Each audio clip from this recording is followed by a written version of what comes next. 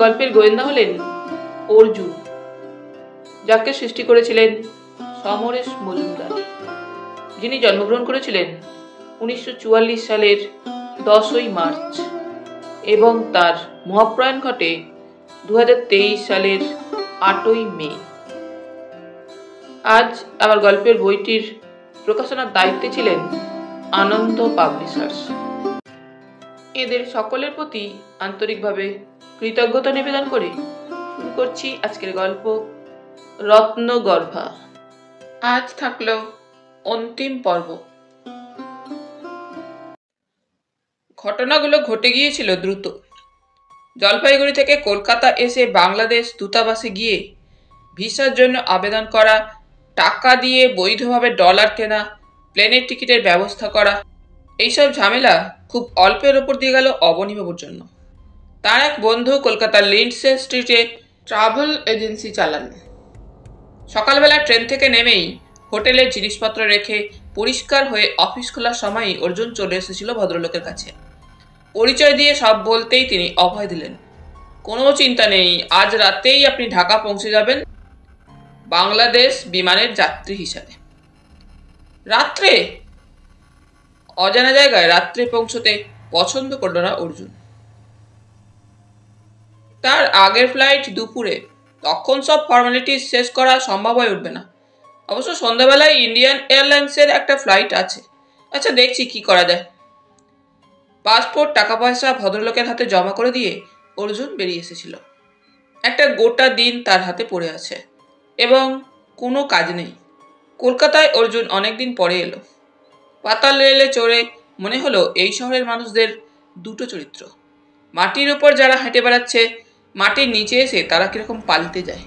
কেউ পাতালে নেমে সিগারেট খাচ্ছে না, ময়লা ফেলছে না, সুশৃঙ্খলভাবে যাওয়া আসা করছে, অথচ উপরে সম্পূর্ণ ভিন্ন চিত্র। এমন কি করে হয়?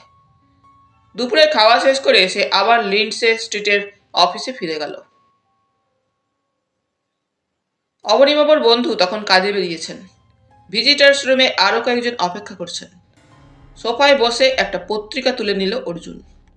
ঢাকা এখন একটি সার্বভৌম রাষ্ট্রের রাজধানী। ভারতীয় হিসাবে সে সেখানে বিদেশি বলে গণ্য হবে, অথচ সেখানকার মানুষেরা বাংলা ভাষায় কথা বলেন। রবীন্দ্রনাথের গান তাদের জাতীয় সঙ্গীত। একজন গুজরাটি অথবা পাঞ্জাবির পক্ষে ব্যাপারটা বোঝা সম্ভব নয়। দেশলাই আছে? প্রশ্নটা কানে আসা মাত্র অর্জুন তাকালো। মোটা সোটা এক ভদ্রলোক তাকেই প্রশ্ন করেছেন। উনি বসে আছেন পাশের সোফায়। ভদ্রলোকের বয়স অন্তত 50 হবে। তার ডবল বয়সী একটি মানুষের হাতে দেশলাই তুলে দিতে সংকোচ হলো অর্জুনের। সে নীরবে মাথা নাড়ল। না। ও, স্মোক করেন না বুঝি? গুড। আমি তো লাস্ট 30 ইয়ার্স ধরে ভাবছি ধূমপান করবো না, কিন্তু পারছি না। আজকাল ইচ্ছে করেই পকেটে দেশলাই রাখি না, যাতে কম খাওয়া হয়। সিগারেটই বা রাখেন কেন? না রেখে পারি না, কিরকম খালি খালি লাগে। এমনকি রোজার সময় হোল ডে যখন পানিও খাই না, তখন সিগারেটের কথা ভুলে যাই। কিন্তু সন্ধ্যাবেলায় ইফতার করার পরই সিগারেট ধরাই। ভদ্রলোক ম্লান হাসলেন। অর্জুনের মনে হলো লোকটা জটিল নয়। জটিল মানুষেরা সাধারণত এত কথা বলেন না। পত্রিকাটা নামিয়ে রেখে সে জিজ্ঞেস করলো, আপনি কি বিদেশে যাচ্ছেন? বিদেশ? হ্যাঁ ভাই, খাতায় কলমে আপনার বিদেশ, কিন্তু আমার স্বদেশ। আমি আজ ঢাকায় যাচ্ছি। লোকটির সঙ্গে আলাপ করার আগ্রহ জন্মালো অর্জুনের। সে বাংলাদেশে এর আগে কখনো যায়নি। একটা স্বাধীন সার্বভৌম রাষ্ট্রে এবার সে যদিও ট্যুরিস্ট হিসাবে যাচ্ছে, কিন্তু তার লক্ষ্য অন্য। ভদ্রলোকের নাম মোহাম্মদ ইউসুফ, ব্যবসা করেন। সেই সব কাজেই মাঝে মাঝে ওকে কলকাতায় আসতে হয়। এখানকার পার্ক সার্কাস অঞ্চলে ওর আত্মীয় স্বজন আছেন। ঢাকা এবং কলকাতা ওর কাছে প্রায় একই। আলাপ করতে করতে ইউসুফ বললেন, কলকাতায় একটা ব্যাপার দেখে খুব খারাপ লাগে ভাই। আপনারা তো বাঙালি, অথচ বাংলা ভাষার জন্য আপনাদের একটুও মায়া মমতা নেই। আপনারা যেন ঠিক বাঙালি হিসাবে নিজেদের চরিত্র ঠিক রাখতে পারছেন না। আমরা বাংলাদেশের বাঙালিরা যত কষ্টেই থাকি না কেন, ভাষার ব্যাপারে সবাই এক, অভিন্ন। ইউসুফ ভাইয়ের সঙ্গে কথা বলে চমৎকার সময় কেটে যাওয়া ছাড়াও অনেক রকম তথ্য জানতে পারল অর্জুন ঢাকা সম্পর্কে। কলকাতা থেকে জলপাইগুড়ি শহরের যে দূরত্ব, ঢাকা তার অনেক কাছে। কিন্তু ঢাকা কলকাতার থেকেও আধুনিক এবং পূর্ণ বাঙালি শহর। ভিসা, টিকিট এবং ডলার পাওয়া গেল ঠিক সময়। ইউসুফ ভাই টিকিট কেটেছিলেন ঢাকা থেকেই আসার সময়। এই অফিসে অন্য প্রয়োজনে এসেছিলেন। কথা হলো এয়ারপোর্টে তিনি অর্জুনের সঙ্গে দেখা করবেন। বিদেশ যাওয়ার সময় একটা আলাদা ধরনের উত্তেজনা থাকে। আন্তর্জাতিক বিমানের নিয়ম অনুযায়ী ঠিক 2 ঘন্টা আগে যখন অর্জুন দমদম এয়ারপোর্টে পৌঁছালো, তখন সন্ধে পেরিয়ে গেছে। ইন্ডিয়ান এয়ারলাইন্সের টিকিট পাওয়া যায়নি। অনেক চেষ্টায় বাংলাদেশ বিমানে একটা ব্যবস্থা হয়েছে। ইউসুফ ভাই দাঁড়িয়েছিলেন। নির্দিষ্ট নিয়মগুলো পরপর করে যেতে তিনি সাহায্য করলেন। তারপর ইমিগ্রেশন এবং কাস্টমসের বেড়া ডিঙিয়ে ওরা এসে বসলো লাউঞ্জে। সেখানে তখন অনেক যাত্রী এসে গিয়েছে। বিদেশ যাওয়ার অন্যান্য ফ্লাইটের ঘোষণা চলছে। অর্জুনের মনে হলো পৃথিবীটা খুবই ছোট। মানুষ ইচ্ছে করলেই এবং টিকিট কাটার সামর্থ্য থাকলে যে কোনো দেশে মুহূর্তেই চলে যেতে পারে। এই সময় একজন ভদ্রমহিলা লাউঞ্জে এলেন। তিনি যে খুবই সুন্দরী সে ব্যাপারে তার সচেতন মনোভাব অনেকের দৃষ্টি আকর্ষণ করছিল। সঙ্গে একজন বিশালদেহী পুরুষ, গায়ের রং বেশ কালো। ইউসুফ ভাই বললেন, ইনি বাংলাদেশের সিনেমার নায়িকা, খুব নাম করেছিলেন এককালে, এখন পড়তির দিকে। এর নাম মঞ্জুশ্রী রায়। অর্জুন অবাক হলো। আপনাদের ওখানে হিন্দুরা সিনেমায় নামে? আশ্চর্য, কেন নামবে না? বাংলাদেশের নাগরিক হিসাবে সবার সমান অধিকার আছে। অর্জুন মঞ্জুশ্রী দেবীকে দেখছিল। খানিকটা দূরেই বসে আছেন তিনি।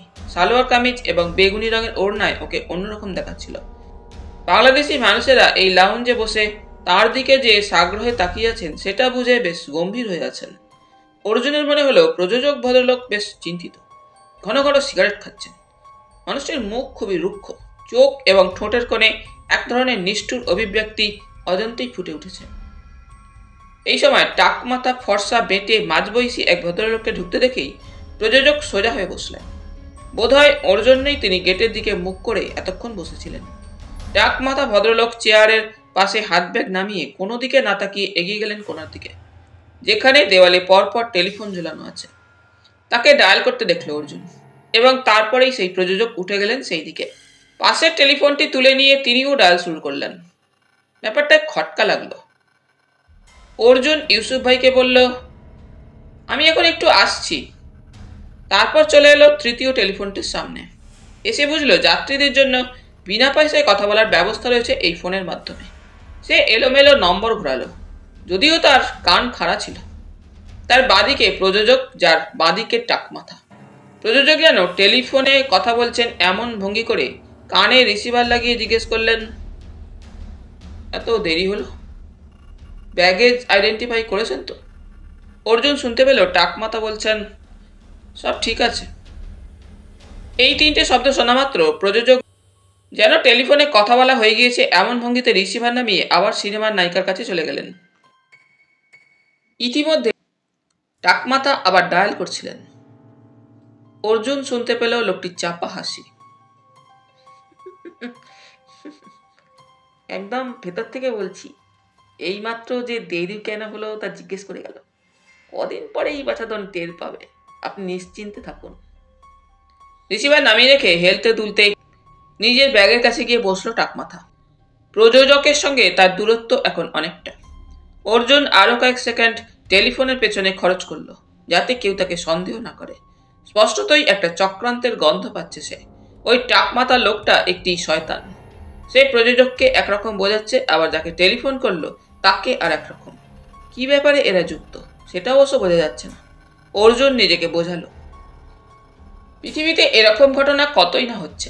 সব ব্যাপারে নাক গলানোর কি দরকার, যতক্ষণ না সংশ্লিষ্ট ব্যক্তি সাহায্যের জন্য তার কাছে আসছে।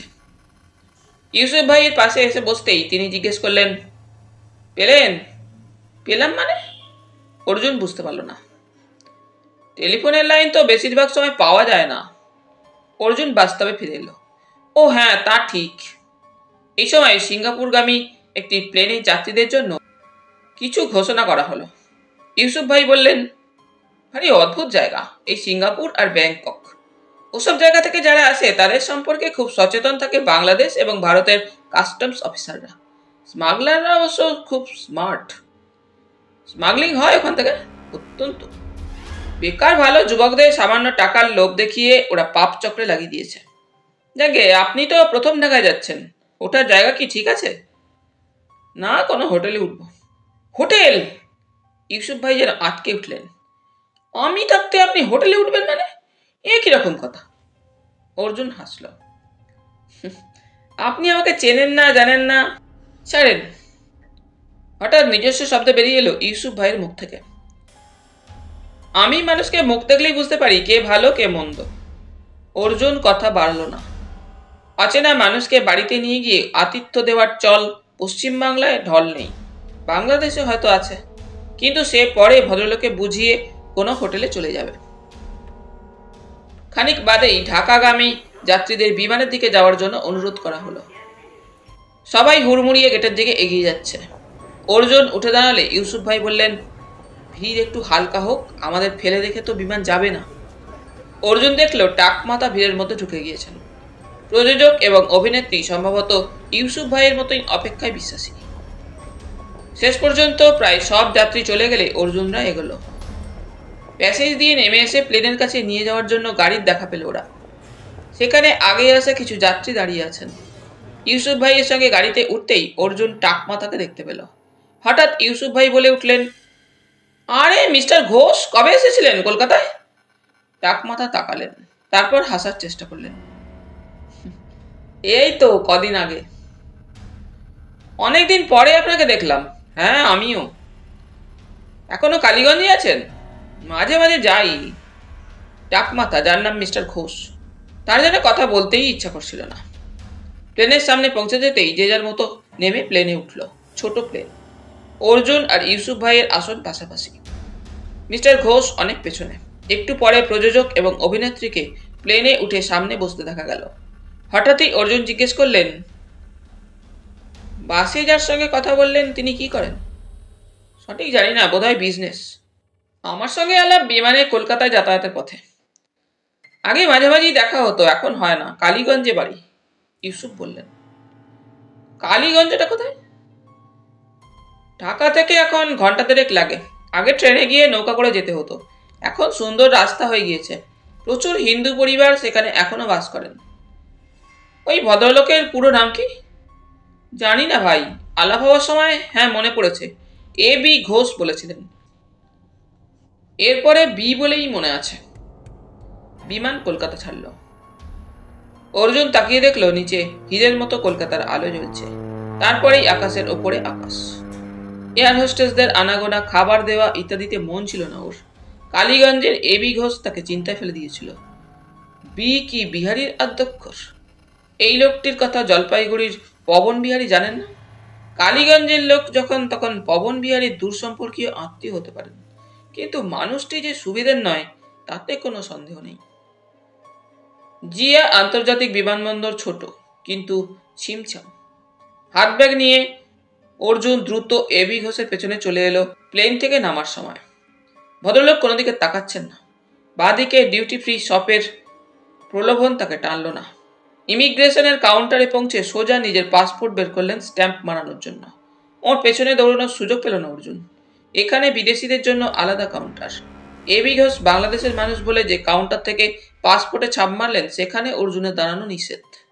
কিন্তু ভদ্রলোককে পাওয়া গেল লাগেজ নেওয়ার জায়গাটিতে। চুপচাপ একটা ট্রলি নিয়ে দাঁড়িয়েছেন। এরকম লোকের সঙ্গে গায়ে পড়ে কথা বলা ঠিক নয়। নিজের সুটকেসের জন্য অর্জুন অপেক্ষা করছিল। এমন সময় ইউসুফ ভাই পাশে এসে দাঁড়ালেন। কি ভাই, এইভাবে দাঁড়িয়ে রইলেন কেন? অর্জুন হাসল। এই প্রশ্নের জবাব দেওয়া যায় না। আমার মনে হচ্ছে ওই ভদ্রলোক সম্পর্কে আপনি উৎসুক। কিছুটা, অর্জুন স্বীকার করল। আসেন আমার সঙ্গে। ইউসুফ ভাই এগিয়ে গেলেন এ বি ঘোষের দিকে। অতএব অর্জুন নিরীহ মুখে অনুগামী হলো। কাছে গিয়ে ইউসুফ ভাই বললেন, আজ রাত্রে নিশ্চয়ই ঢাকায় থাকবেন? আমি তো এখন ঢাকায় থাকি, ভদ্রলোক জবাব দিলেন। ঢাকার কোথায়? বনানীতে। আমি গুলশানে। কার্ডটা রাখুন। পকেট থেকে নিজের কার্ড বের করে দিলেন ইউসুফ ভাই। Thank you. কার্ড নিলেন এ বি ঘোষ। আপনি প্রায় ইন্ডিয়ায় যান? ব্যবসার কাজে যাইতেই হয়।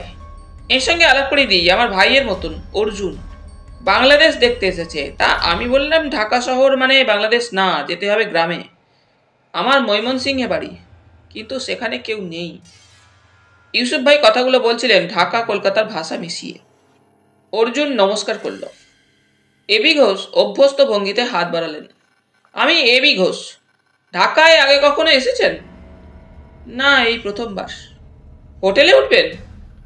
অর্জুন জবাব দেওয়ার আগে ইউসুফ ভাই বললেন, না না, আমার বাসায়।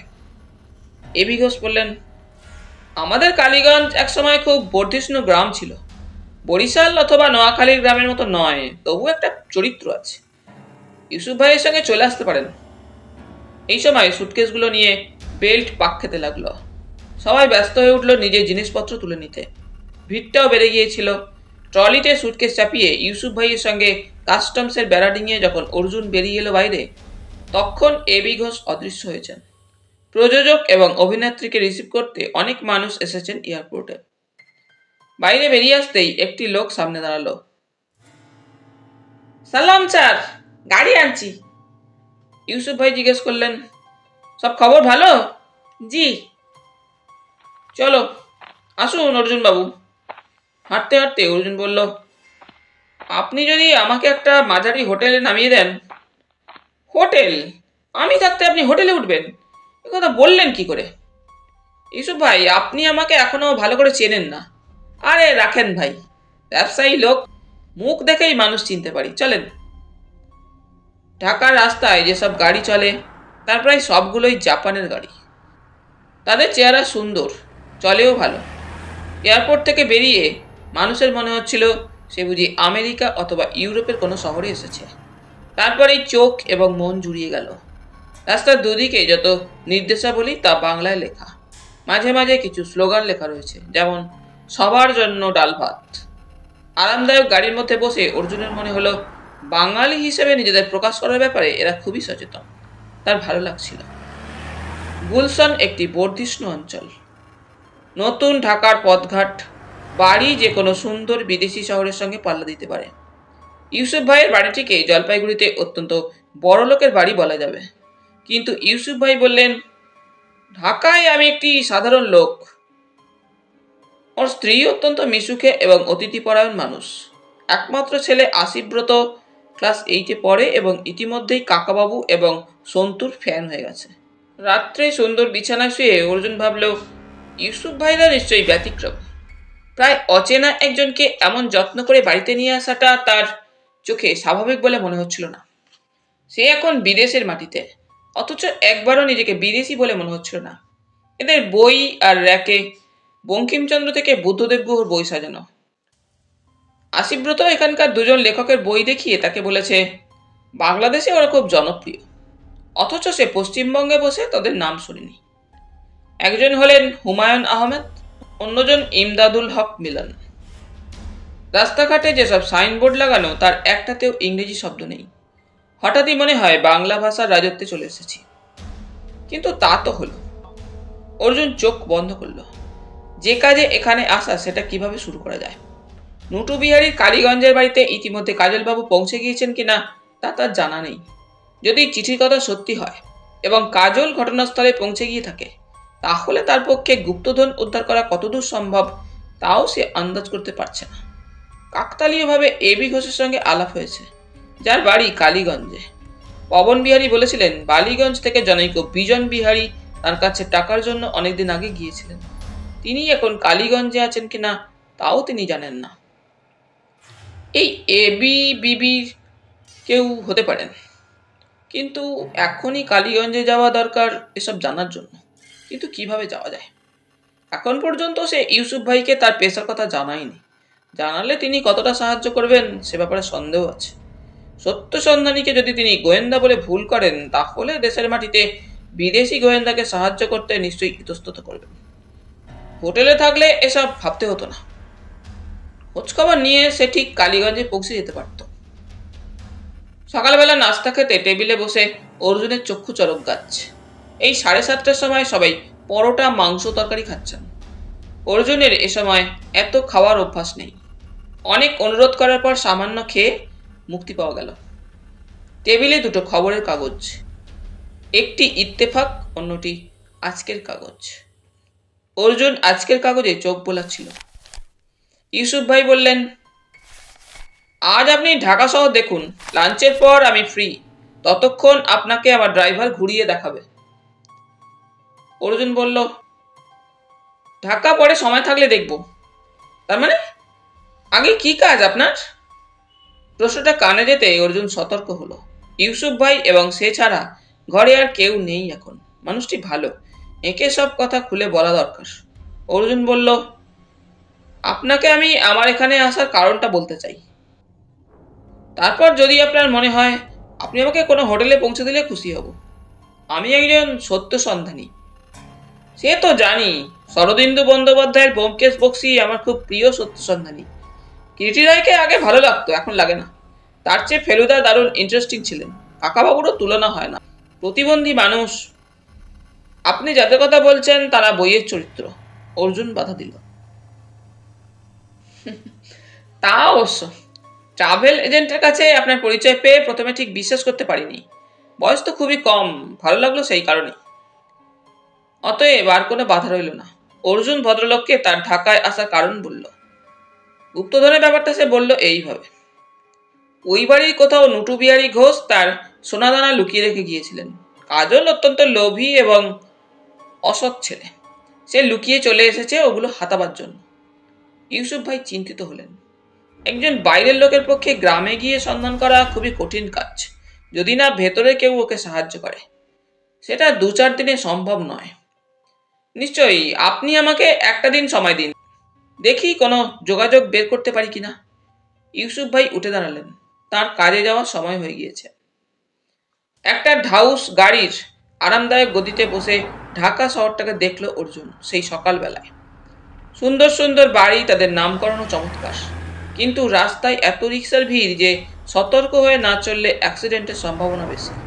ট্রাম নেই, বাস খুব কম, মানুষকে নির্ভর করতে হচ্ছে রিক্সার ওপরেই।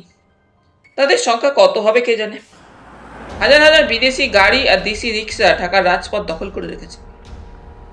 শান্তিবাগ হয়ে পল্টনের মোড়ের কাছে এসে অর্জুন দেখল হোটেল প্রীতম লেখা একটা বাড়ি থেকে কালকের এয়ারপোর্টে দেখা সেই প্রযোজক ভদ্রলোক বেরিয়ে আসছেন একা।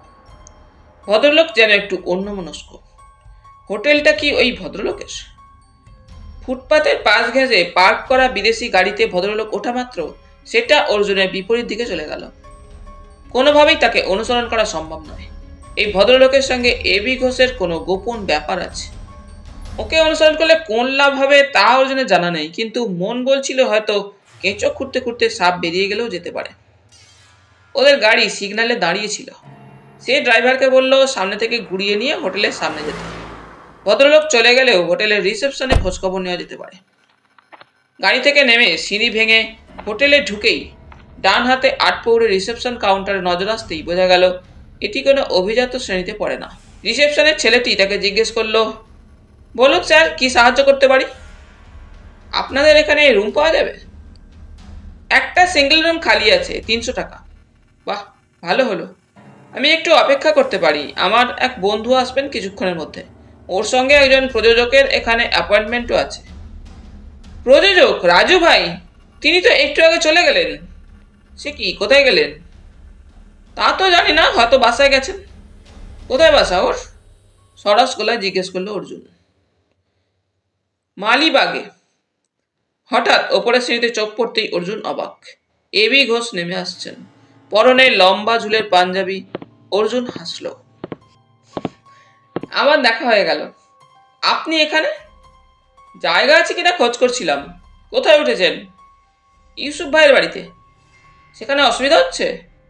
না না, আসলে কারো বাড়িতে থাকতে সংকোচ হয়। Indian habit. এবি ঘোষ রিসেপশনিস্টকে প্রশ্ন করলেন, রুম নাই? অদ্ভুত উচ্চারণে জবাব দিল ছেলেটি। এই হোটেলের খোঁজ পেলেন কি করে? রাস্তায় যেতে যেতে সাইনবোর্ড চোখে পড়ল। অর্জুন হাসল। গ্রামে কবে যাচ্ছেন? গ্রামে? ও, আপনার তো গ্রাম দেখা স্বাদ আছে। চলে যান কালীগঞ্জে, গিয়ে বিমান বিহারী ঘোষের সঙ্গে দেখা করবেন। সংকোচ না হলে 2-3 দিন থাকার কোনো অসুবিধা হবে না। 2-3 দিন বাদে অবশ্য একটা শুটিং পার্টি যাবে সেখানে, সেটাও দেখতে পারেন। এবি ঘোষ বেরিয়ে গেলেন। অর্জুন কিছুক্ষণ সময় কোনো মতে কাটিয়ে ঘুরে আসছি বলে বেরিয়ে এলো হোটেল থেকে। বিমান বিহারীকে চেনেন এবি ঘোষ।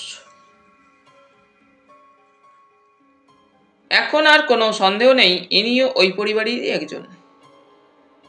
অথচ নিজের পুরো নামটা বলছেন না। প্রীতম হোটেলে এবি ঘোষ কি করছিলেন?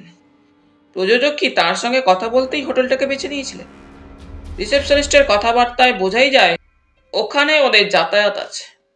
এবি ঘোষের বাড়ি বনানীতে, প্রযোজকের মালিবাগে, অথচ দুজনে দেখা করছেন প্রীতম হোটেলে এসে। যাকে কালীগঞ্জে পৌঁছাবার একটা সূত্র তো পাওয়া গেল। এই সময় ড্রাইভার বিড়বিড় করে কিছু বলতেই অর্জুন জিজ্ঞেস করলো, কি হয়েছে ভাই? দেখেন না স্যার, টয়োটো গাড়িটা তখন থেকে পেছনে লেগেই আছে। অর্জুন মুখ ঘুরিয়ে গাড়িটাকে দেখলো। সাদা গাড়ি, ড্রাইভার একা। ওদের গাড়ি যেদিকে ঘুরছে ওটাও পেছন পেছন আসছে। হঠাৎ অর্জুনের ড্রাইভার গাড়ি থামিয়ে দিল। সঙ্গে সঙ্গে পেছনেরটাও থেমে গেল। ড্রাইভার দরজা খুলে পেছনের দিকে গেল। কি মিয়া, মতলব খান কি কন্ত? পিছনে লাগিয়ে আছেন কেন? অন্য গাড়ির ড্রাইভার করলো, রাস্তা তো তোর বাপের সম্পত্তি না। গজগজ করে ফিরে এলো ড্রাইভার। কে গুন্ডা কে ভালো মানুষ আজকাল বোঝাই যায় না। চলেন স্যার, বাসায় যাই। চলুন, অর্জুন বলল। ওই গাড়িটাকে কি কেউ তাকে অনুসরণ করতে পাঠিয়েছে? তা যদি হয় তাহলে ওর তো নিজেকে আড়াল রাখার কথা। এমন গায়ে পড়ে কেউ অনুসরণ করে? কিন্তু দেখা গেল ইউসুফ ভাইয়ের বাড়ির দরজা পর্যন্ত দ্বিতীয় গাড়িটা পেছন ছাড়লো না। ওরা ভেতরে ঢোকার পর গাড়িটা বেরিয়ে গেল।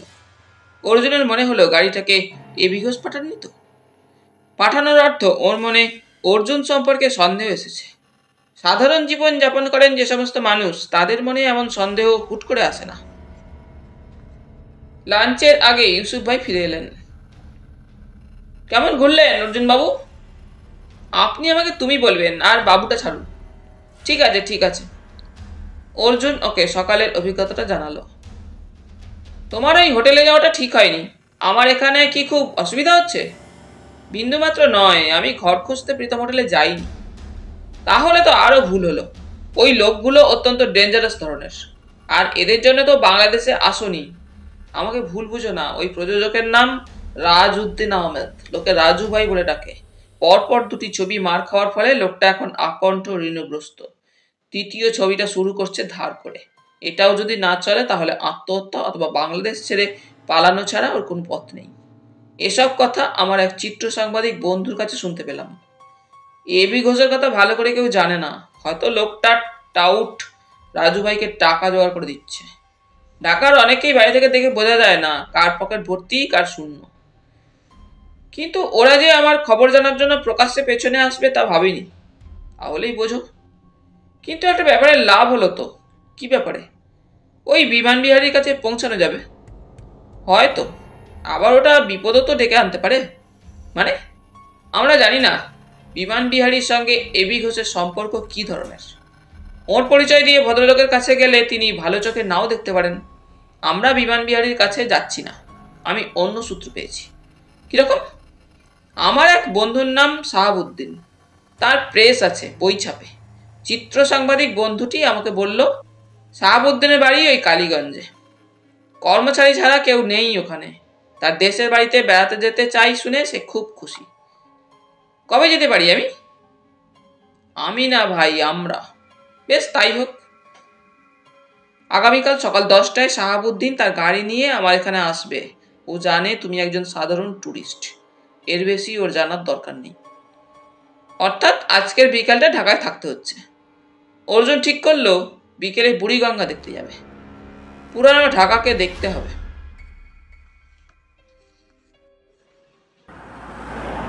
শাহাবুদ্দিন গাড়ি চালাচ্ছিলেন। ভদ্র চেহারার মানুষটির মুখে হাসি লেগেই আছে।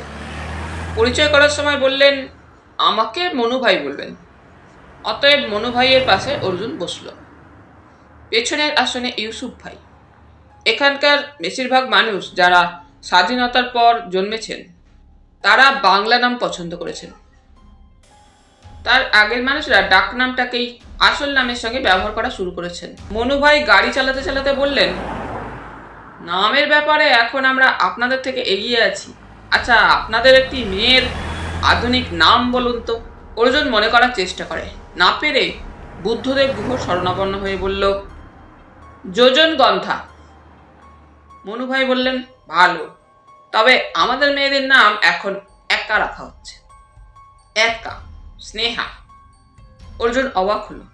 কোনো বাঙালি তার মেয়ের নাম একা রেখেছেন তা সে ভাবতে পারছিল না। সুন্দর চওড়া রাস্তা দিয়ে গাড়ি ছুটে যাচ্ছিল। এদিকটায় রিক্সার ভিড় কমে আসছে।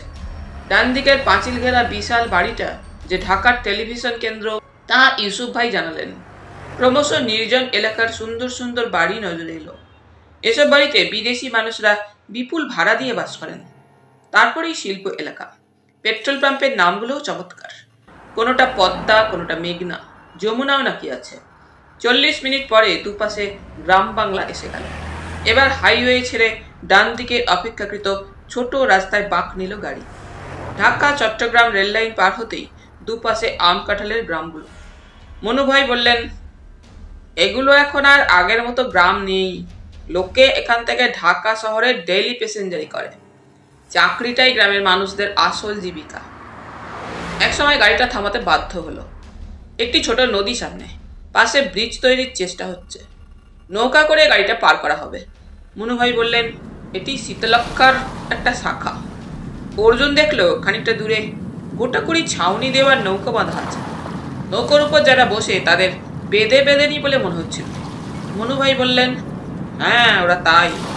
এই শাখা নদীটির একটি বিশেষত্ব আছে। এর বালি থেকে ঝিনুকের বুকে মুক্ত তৈরি হয়। 20-25টা ঝিনুক তুলতে পারলে একটা মুক্ত আবিষ্কার করা অসম্ভব নয়। বেদেরা ওই মুক্তের লোভে এই নদীতে আসে। অবশ্য এখন সরকার অনেক কড়াকড়ি করেছেন। গাড়িটা যতক্ষণে ওপারে না গেল ততক্ষণ কাজে লাগালো অর্জুন। বেদেদের নৌকোর গায়ে চলে গেল সে পার ধরে। বেদেদের চেহারা পোশাক একই রকম হয়। তারা অর্জুন সম্পর্কে একটু আগ্রহ দেখালো না। সে গায়ে পড়েই একজনকে জিজ্ঞেস করলো, মুক্ত পেয়েছেন? লোকটা বিড়ি খাচ্ছিল নৌকার গায়ে হেলান দিয়ে। বলল, কিনবেন নাকি কর্তা? না, মুক্ত কেনার ক্ষমতা আমার নেই। ঢাকায় থাকেন নাকি? না, আমি জলপাইগুড়ি থেকে এসেছি। জলপাইগুড়ি? লোকটা সোজা হয়ে বসল। তারপর চিৎকার করে সঙ্গীদের যা বলল তা উচ্চারণের জন্য অর্জুনের বোধগম্য হলো না। কিন্তু কথাটা শুনে সবাই বেশ উত্তেজিত হয়ে পড়ল। অর্জুন দেখল সবাই তাকে নিয়ে উত্তেজিত আলোচনা শুরু করলো। এবার প্রথম লোকটা বলল, দুধ কলা খাওয়াইলেও সাপে ছবল মারে। যাচ্ছিল সে কি আপনার পার্টনার?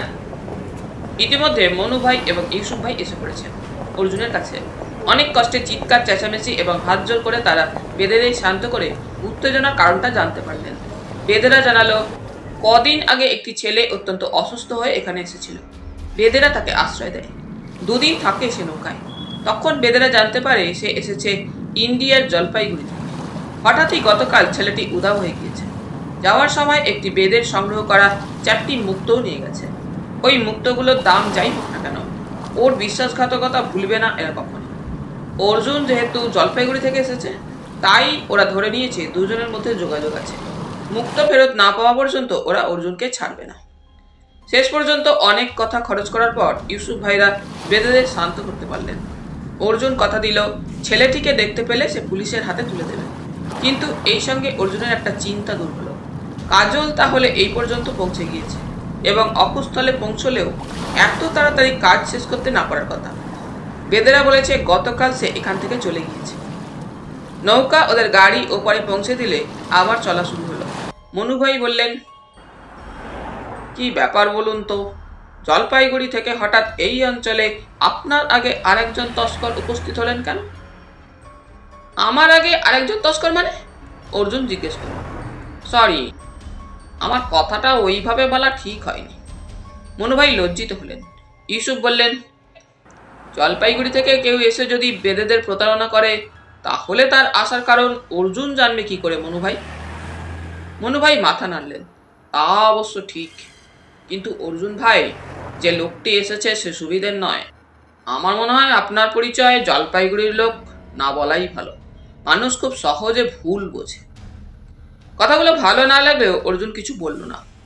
হ্যাঁ, কাজল নিশ্চয়ই অন্যায় করেছে। ওই গরিব বেদের মুক্ত চুরি করেছে আশ্রয় পাওয়ার পরেও। এর কোনো ক্ষমা নেই। এই চরিত্র একদিনে তৈরি হয় না। অবনীবাবু ঠিক কাজ করেছেন ভিসার জন্য সুপারিশ না করে। কিন্তু টুকু কি করে এমন খারাপ ছেলের সঙ্গে বন্ধুত্ব করল? এখন রাস্তা ছোট কিন্তু পরিষ্কার, দুপাশে ছবি যেন বইয়ের পাতা থেকে উঠে এসেছে।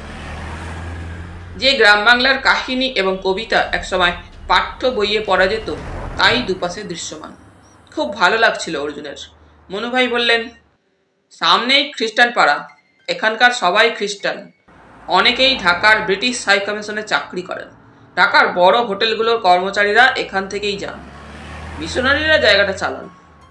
পাঁচিল ঘেরা একটি বিশাল এলাকায় সুন্দর ঘরবাড়ি, গির্জা দেখা গেল, শান্ত শব্দহীন। জানা গেল অনেকেই সুযোগ সুবিধে বেশি পাওয়ার আশায় এখানে এসে ধর্মান্তরিত হয়েছেন। কিন্তু এই নিয়ে এলাকায় কোনো ঝামেলা হয়নি। ভেতরের ব্যবস্থা নাকি অত্যন্ত আধুনিক। খানিক বাদেই ক্ষুদিত পাষাণের বাড়িটির মতো একটি বিশাল বাড়িকে দেখা গেল। এটি নাকি জমিদারের পরিত্যক্ত বাসভবন। এখন সরকার এটাকে ভবগুরুদের আশ্রম করেছেন। ঢাকা শহরের রাস্তা থেকে ভবগুরুদের তুলে এনে এখানে রাখা হয়। তাদের অবশ্য এই নিরাপদে বেশি দিন থাকার বাসনা কখনোই হয় না। শেষ পর্যন্ত কালীগঞ্জ এসে গেল। ঢোকার মুখেই বাজারের গায়ে একটি সুন্দর মসজিদ। এখানে একসময় বিশাল মাটির ঢিবি ছিল। জমিটা মনুভাইদের। তার পূর্বপুরুষ ওই ঢিবি খুঁড়ে এই বাড়ি আবিষ্কার করে তাকে মসজিদে রূপান্তরিত করেছেন। মনুভাই গাড়ি চালিয়ে চলে এলেন গ্রামের শেষ প্রান্তে। ওদের বাড়ির মধ্যেও একটি ছোট মসজিদ আছে।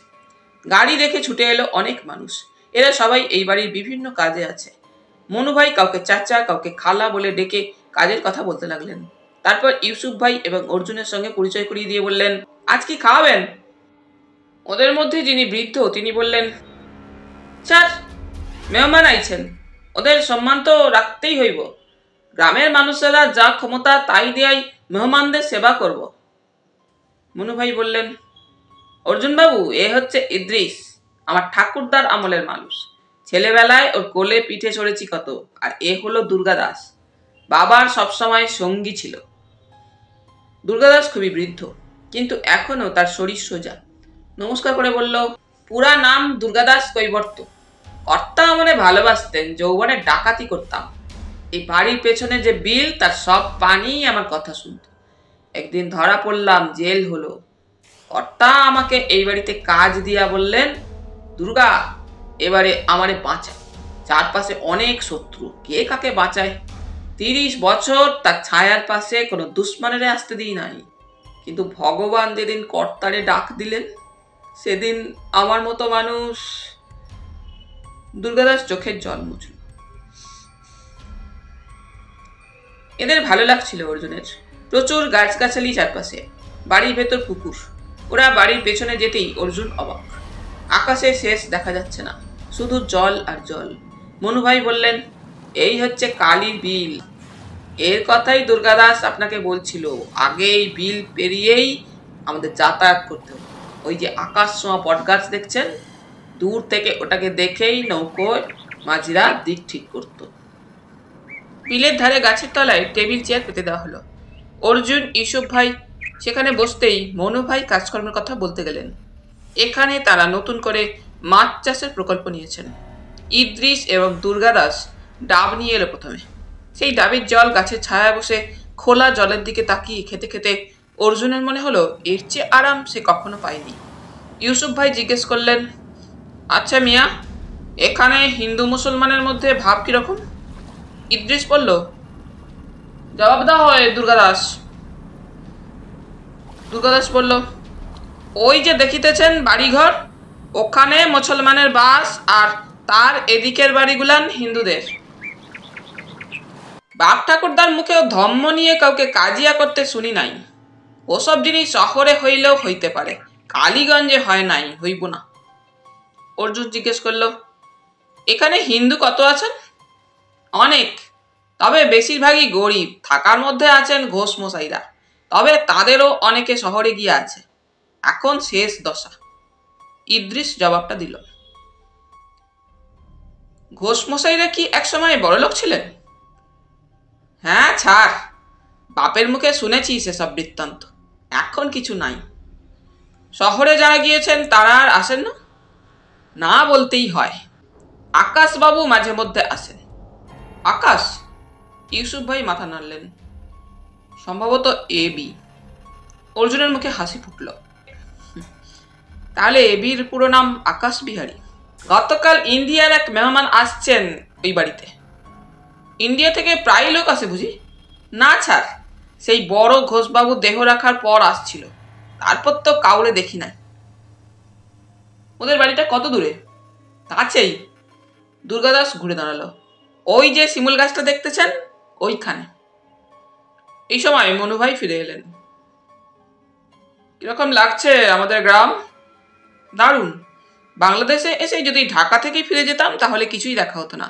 এত সুন্দর জায়গা, ইচ্ছে হচ্ছে কটা দিন থেকে যাই। অর্জুন বলল। থাকুন, কোনো সমস্যা নেই, এরা আপনার দেখাশোনা করবে। ঘরগুলো তো সব খালিই পড়ে আছে।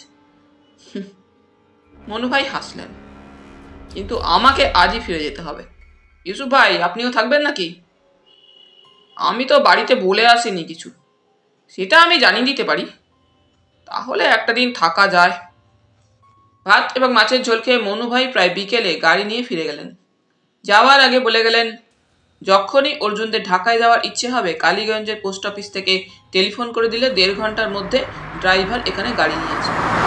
ধুলো উড়িয়ে ওর গাড়ি মিলিয়ে গেলে অর্জুন জিজ্ঞেস করল, ইউসুফ ভাই, আমার জন্য নিশ্চয়ই আপনার কাজকর্মের ক্ষতি হবে। সেটা সামলে নিতে পারবো, কিন্তু ভাই, জীবনে কোনো রহস্য সন্ধানে সামিল হয়নি।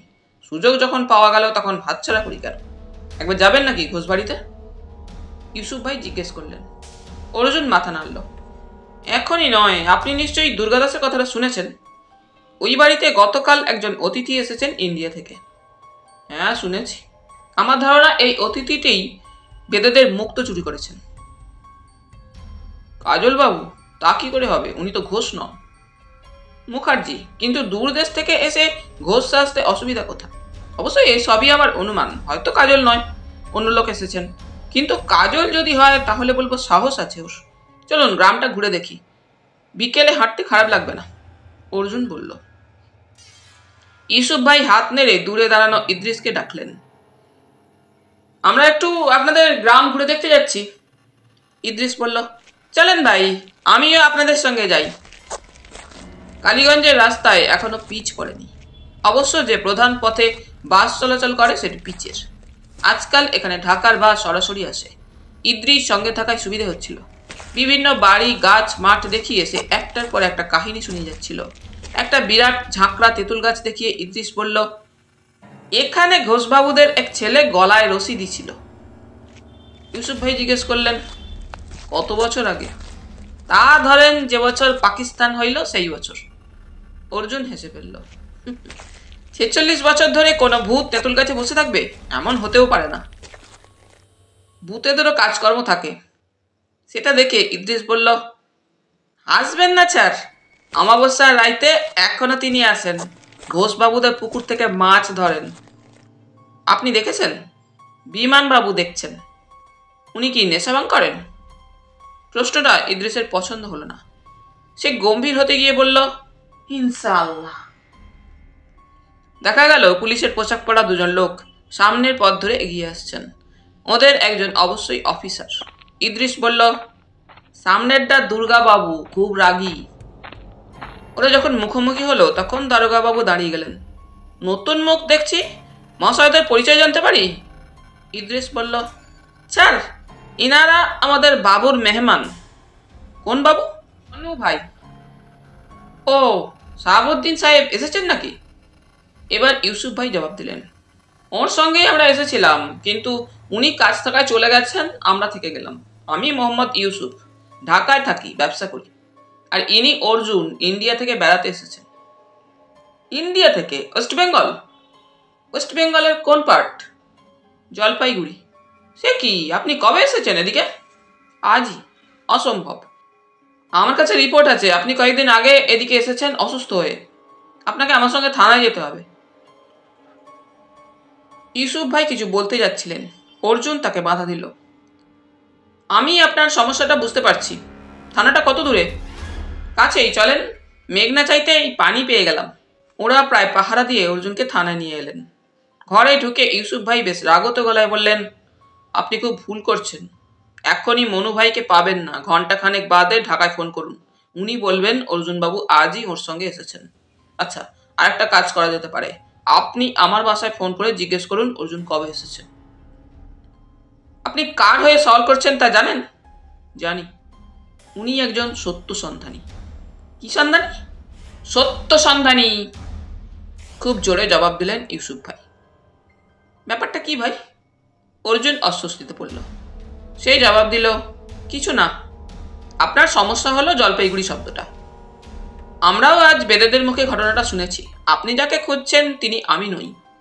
অফিসার কিছুক্ষণ তাকিয়ে থাকলেন, তারপর বসতে বললেন। ওরা বসার পর তিনি বললেন, আপনার কোনো আইডেন্টিটি কার্ড সঙ্গে আছে? পাসপোর্ট আছে। দেখি। অর্জুন পাসপোর্ট বের করে দিলে ভদ্রলোক পাতা উল্টাতে লাগলেন। পরশু রাত্রে এসেছেন, অতএব সন্দেহ দূর হলো। এটা বললেই হতো। Profession truth investigator. মানে কি? সত্য সন্ধানী, জবাব দিলেন ইউসুফ ভাই। কি সত্য খোঁজেন আপনি? যে সত্য আগে থেকে বোঝা যায় না। তার মানে আপনি ডিটেকটিভ? না, ডিটেকটিভ অন্য ধরনের মানুষ, আমি সাধারণ। এখানে কোন সত্য খুঁজতে এসেছেন? এখানে এসেছি বাংলাদেশের গ্রাম দেখতে, সত্যিকারের গ্রাম। অফিসার চিৎকার করে চায়ের হুকুম দিয়ে বললেন, মশাই, সত্য খোঁজা আমাদের চাকরির মধ্যে পড়ে। সেটা খুঁজতে গিয়ে হিমশিম খাই আমরা। আর আপনারা মোটা টাকা দক্ষিণা নিয়ে সেই কাজটা করেন। গোয়েন্দা উপন্যাসে পুলিশ যা পারে না, তাই গোয়েন্দারা পারে। আপনারা কি আমাদের চেয়ে বেশি বোঝেন? মোটেই নয়, আমি গোয়েন্দাও নই। শুনুন, জলপাইগুড়ি থেকে এক জোচ্চোর এখানে এসেছে। অবশ্য কালীগঞ্জেই যে আছে এমন কোনো প্রমাণ নেই। এখানে আর এক ভদ্রলোক এসেছেন ঘোষ বাড়িতে, কিন্তু তার দাড়ি নেই। দাড়ি নেই মানে? বেদেরা বলেছে যাকে তারা আশ্রয় দিয়েছিল তার দাড়ি ছিল। ও দেখুন, দাড়ি তো কেটে ফেলা যায়। তা যায়, কিন্তু চিন্তায় পড়লেন অফিসার। উনি কদিন থাকবেন এখানে? 2-4 দিন। নামটা কি? সাগর বিহারী ঘোষ। অর্জুন হেসে ফেলল। কাজল মুখার্জি নিঃসন্দেহে বুদ্ধিমান। এই পরিবারের সঙ্গে মেলানোর নাম খুঁজে পেয়েছে। খাওয়া হয়ে গেলে অর্জুনরা বিদায় চাইল। অফিসার পাসপোর্ট ফিরিয়ে দিয়ে বললেন, যদি কোনো প্রয়োজন হয় নির্দ্বিধায় চলে আসবেন। অনেক ধন্যবাদ। ইদ্রিস তাদের বাইরে আসতে দেখে খুশি হলো। তখন ধূপছায়া নেমে গেছে পৃথিবীতে। অর্জুন ইদ্রিসকে বলল, রাত হওয়ার আগে আমরা একবার ঘোষবাবুদের বাড়িটা দেখতে চাই। চলেন কর্তা। ইদ্রিস এগিয়ে চলল। ঘোষবাবুদের অবস্থা যে এককালে ভালো ছিল তা দূর থেকে বাড়িটাকে দেখেই বোঝা যায়। এখন অযত্ন এবং অর্থাভাব একসঙ্গে মিশে যাওয়ায় হতশ্রী হয়ে আছে। বাড়ির কাছাকাছি আসতেই অর্জুন ছাদে একজন যুবককে দেখতে পেল। কৌতূহলী চোখে তাদের দেখছে। তারপর ধীরে ধীরে সরে গেল। বাড়িটার দোতলা, ঘর অনেক। অর্জুন জিজ্ঞেস করতে গিয়ে থমকে গেল। বাড়ির সামনেই একটি শিব মন্দির। মন্দিরের দশা খুবই করুণ। এখন নিয়মিত পুজো হয়তো হয়, কিন্তু অনেককাল সংস্কার হয়নি। শিব মন্দিরের ডান দিকে কোনো বট গাছ নজরে পড়ল না। বস্তুত কোনো বট গাছই ধারে কাছে নেই। সে বলল, বাড়িটার যা চেহারা তাতে আশেপাশে একটা বট গাছ থাকলে ভালো হতো। ইদ্রিস সঙ্গে সঙ্গে মাথা নাড়ল। ছিল ছাড়, একটা বট গাছ এখানে ছিল। যে বছর দেশ স্বাধীন হইল সেই বছরের ঝড়ে গাছ ভাঙে। এনারা তখন গাছ কেটে ফেললেন। বট গাছটা কোথায় ছিল? অর্জুন উত্তেজিত। এইটা তো মনে নেই। এই সময় একটি কণ্ঠস্বর ভেসে এলো। কি ব্যাপার ইদ্রিস মিয়া?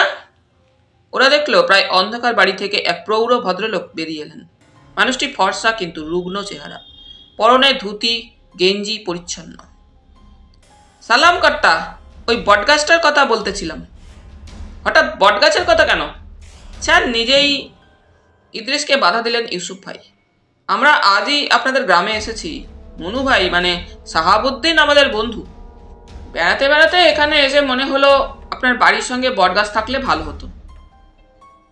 তা অবশ্য আরো প্রাচীন দেখাতো। আমার নাম বিমান বিহারী ঘোষ। আচ্ছা, আপনার কথা আমি আকাশ বিহারীর কাছে শুনেছি। ও, সে আমার ভাইপো। লোক পাঠিয়ে খবর দিয়েছে 2 দিন বাদে শুটিং করতে আসবে। ওসবের সঙ্গে সে কবে জড়িত হলো আপনি জানেন। খুব সম্প্রতি বলে মনে হয়। আমাদের অবস্থা খুব ভালো নয়। চাষবাস থেকে কোনো মতে চলে। কদিন থাকবেন আপনারা? বিমান বিহারী জানতে চাইলেন। 2-1 দিন, অর্জুন জবাব দিল। তাহলে এখানে বটগাছ ছিল? অবশ্যই ছিল। 71 সালে বাজ পড়ে, সে রাত্রে ঝড়ও হয়েছিল, ফলে কেটে ফেলতে হয়। কাজটা ছিল খুব পুরানো, এবারই একজন হয়ে গিয়েছিল। বিমান বিহারী যখন কথা বলছিলেন তখন অর্জুন আশেপাশে পুকুর খুঁজছিল। বটবৃক্ষ থেকে 10 পা পূর্ব দিকে গেলে এবারই দোতলার শেষ জানালাটাকে দেখা যাবে। সেই জানালাটাকে নজরে রেখে একটু ডান দিকে হাঁটলেই পুকুরের ধাপ শুরু হওয়ার কথা, কিন্তু পুকুরের কোনো চিহ্ন আশেপাশে নেই। বটগাছ যখন ছিল তখন পুকুরটারও তো থাকার কথা। হঠাৎ বোধহয় খেয়াল হয়েছে বিমান বিহারীর। বললেন, আপনারা বাইরে দাঁড়িয়ে কথা বলছেন কেন? আসুন, ভেতরে আসুন। অর্জুন বলল, আজ নয়, আর একদিন আসা যাবে। এখানে এসে দেখছি বিল থাকা সত্ত্বেও সবার বাড়িতে পুকুর আছে, আপনাদের নেই? আছে, আগে দুটো ছিল, এখন একটা, সেটা পেছনে। আগেরটা? ওই জমিটা বিক্রি করে দিয়েছি খালিদকে। ওখানে একটা পুকুর ছিল, কেনার পরে খালিদ পুকুরটাকে বুঝিয়ে দিয়েছে। আচ্ছা, অবস্থাপন্ন বাড়িতে বটগাছ এবং পুকুর থাকাটা কি খুব স্বাভাবিক? বিমান বিহারী হেসে জিজ্ঞেস করলেন। কেন বলেন তো? অর্জুন জানতে চাইল। আমার এক জ্ঞাতি এসেছেন ইন্ডিয়া থেকে, তিনিও বটগাছ এবং পুকুরের খোঁজ করছিলেন। তাই নাকি? বটগাছটা ছিল কোথায়? ওইখানে, আঙুল দিয়ে জায়গাটা দেখালেন বিমান বিহারী। অর্জুন ওপরে মুখ তুলল। তার মনে হলো অন্ধকার নেমে আসা বাড়ির ছাদে কেউ একজন দাঁড়িয়ে আছে। লোকটা কাজল হতে পারে, ওকে তো সবসময় সতর্ক থাকতেই হবে। কিন্তু ওর কথা বিমান বিহারীকে কিভাবে বলা যায়? মানুষটাকে জটিল মনে হচ্ছে না, ওকে সতর্ক করে দেওয়া উচিত। আপনাদের নাম জানতে পারলাম না, বিমান বিহারী বললেন। আমি ইউসুফ, ঢাকায় থাকি, ব্যবসা করি। উনি অর্জুন। এখনো ছাত্র? না না, আচ্ছা, নমস্কার। অর্জুন আর কথা বাড়াতে চাইল না। বিদায় নিয়ে ওরা ফিরে যাচ্ছিল মনু ভাইয়ের বাড়ির দিকে। ইদ্রিস পিছিয়ে পড়েছে দেখে ইউসুফ ভাই জিজ্ঞেস করলেন, ওই বাড়ির তলায় যে সোনা লুকানো আছে তা পেলে বিমান বিহারী বাকি জীবনটা আরামে থাকতে পারবেন, কিন্তু ওকে সে কথা বললেন না কেন? অর্জুন বলল, প্রথম আলাপেই ওসব কথা বলা ঠিক নয়। তাছাড়া খবরটা যদি মিথ্যে হয়? তা বটে, আমি একটু বুদ্ধি খরচ করব। অর্জুন হাসল। অবশ্যই। ওই বটগাছটার সঙ্গে কি সোনাদানার কোনো সম্পর্ক আছে? বাহ, আরো বলুন। বিমান বিহারীর বাড়িতে জ্ঞাতি হিসেবে যে এসেছে সে হলো কাজল, তাই তো? অনুমান সেই রকমের। তাহলে কথাটা আমি কাউকে জানাচ্ছি না। অবশ্যই, বাজে লোককে প্রশ্রয় দেওয়া উচিত নয়। আরেকটু দেখাই যাক না। মনু ভাইয়ের বাড়িতে ইলেকট্রিক লাইট আছে। সন্ধ্যের পর ঘরে বসে মুড়ি আর চা খাওয়া চলছিল। অর্জুন দুর্গাদাসকে খবর দিয়েছিল দেখা করার জন্য। ইদ্রিস মিয়া তখন গল্প শোনাচ্ছিল। বড়বাবুর ইন্তেকাল হওয়ার পর এই বাড়ির পত্তন হয়েছে স্যার। তাকে সবাই এত ভালোবাসত যে 8,000 মানুষকে খাওয়াইতে হয়েছিল। সেসব দিন আর নাই। ডাকছেন ছাড়। দুর্গাদাস দরজায় এসে দাঁড়ালো। হ্যাঁ, তুমি তো এককালে নৌকা নিয়ে বিলে ঘুরে বেড়াতে, আজ রাত্রে আমাদের নিয়ে বের হবে? নিশ্চয়ই নিশ্চয়ই, এর বুদ্ধি আছে কিন্তু মাথায় নাই, খেকিয়ে উঠল ইদ্রিস মিয়া। বুড়া হয়েছিস, কতদিন নৌকা চালাস না, রাতের বেলা মেহমানদের যদি বিপদ হয় কি জবাব দিবি? আরে মিয়া, মরা হাতি লাখ টাকা, ভরসা রাখো, তাকে আশ্বাস দিল দুর্গাদাস। আজ কৃষ্ণপক্ষের রাত হলেও আকাশে মায়াময় আলো ছিল। রাতের খাওয়া সেরে ওরা দুর্গাদাসের নৌকায় উঠল। বৃদ্ধ বয়সেও দুর্গাদাসের শরীর ঈর্ষা করার মতো। খালি গা, মালকোচা মারা ধুতি, লগি নিয়ে বসেছে নৌকার এক প্রান্তে। পাশে একটা সরকি। এই অস্ত্রটির কি প্রয়োজন জিজ্ঞেস করতে জানালো। কখন কি হয় তা কে বলতে পারে। দিগন্ত বিস্তৃত বিলে মিনিট 15 এলোমেলো ঘুরে বেড়ালো অর্জুনরা। চমৎকার বাতাস বইছে, একটু শীত শীত করছে। ধীরে ধীরে গ্রামের সব আলো নিভে গেল। অর্জুন জিজ্ঞেস করলো, তুমি কি এখনো এই অন্ধকারে দেখতে পাচ্ছ দুর্গাদাস? হুকুম করেন। শিমুল গাছটা কোথায়? মুখ ঘুরিয়ে দেখে নিয়ে দুর্গাদাস হাত তুলল। ওই যে। কালচে আকাশের সামনে ঝাপসা কিছু নজরে এলো অর্জুনের।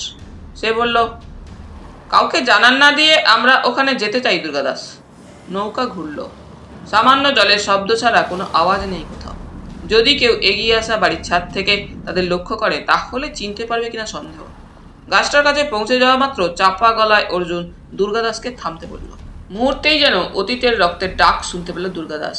লগি রেখে সরকি তুলে নিয়ে যেরকম সতর্ক ভঙ্গিতে বসলো, তাতে সেই রকমই মনে হলো অর্জুনের। ঘোষবাড়ির কারো কোনো সাড়া পাওয়া যাচ্ছে না। এবার হাওয়ায় দুলছে নৌকা। অর্জুনের বিশ্বাস আজ রাত্রে কাজল একটা চেষ্টা করবে। সে যদি বটগাছটা কোথায় ছিল জেনে গিয়ে থাকে তাহলে দেরি করার ঝুঁকি নিশ্চয়ই নেবে না। রাত যখন 12টা, মশার কামড়ে বসে থাকা কষ্টকর হয়ে উঠেছে। সেই সময় দুর্গাদাস চাপা গলায় বলল, স্যার দেখেন, একজনের মতলব ভালো নয়।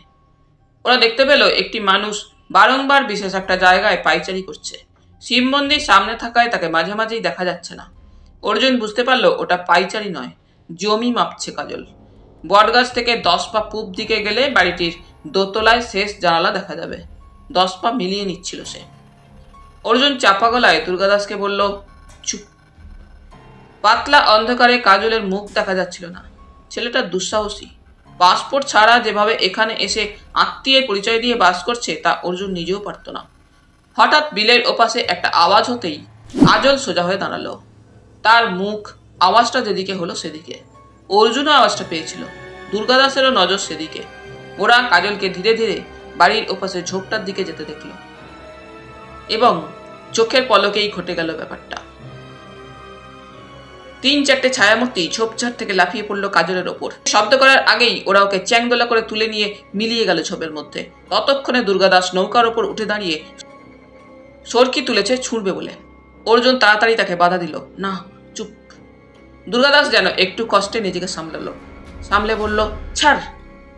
ততক্ষণে জলে বৈঠা পড়ার শব্দ হচ্ছে। ওরা দেখতে পেল দুটো সরু নৌকা পাই পাই করে বিলের জল চিরে ছুটে যাচ্ছে। এবার দুর্গাদাসের গলা স্পষ্ট হলো, এরা বেদিয়া, লোকটারে ধৈরা নিয়ে গেল। কন যদি পিছন ধরতে পারি। কিছু দরকার নেই, তুমি এমন একটা জায়গায় নামিয়ে দাও যেখান থেকে থানা কাছে হবে, অর্জুন বলল।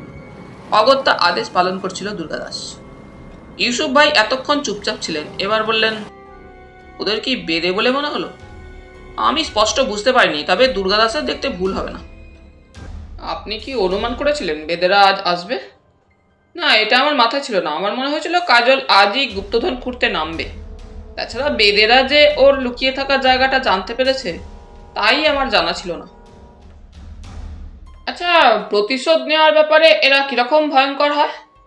এরা মাঝে মাঝেই আইন কানুন মানে না বলে পুলিশের খুব অসুবিধা হয়। তীরে নেমে দুর্গাদাসের দেখানো পথে ওরা দ্রুত থানায় চলে এলো। থানায় একজন সেপাই বসে ঢুলছিল। তাকে পাঠানো হলো অফিসারকে বিছানা থেকে তুলে আনতে। তিনি এলেন খুব বিরক্ত হয়ে। অর্জুনদের দেখে একটু অবাক। অর্জুন বলল, মাফ করবেন, ডিস্টার্ব করতে বাধ্য হচ্ছি।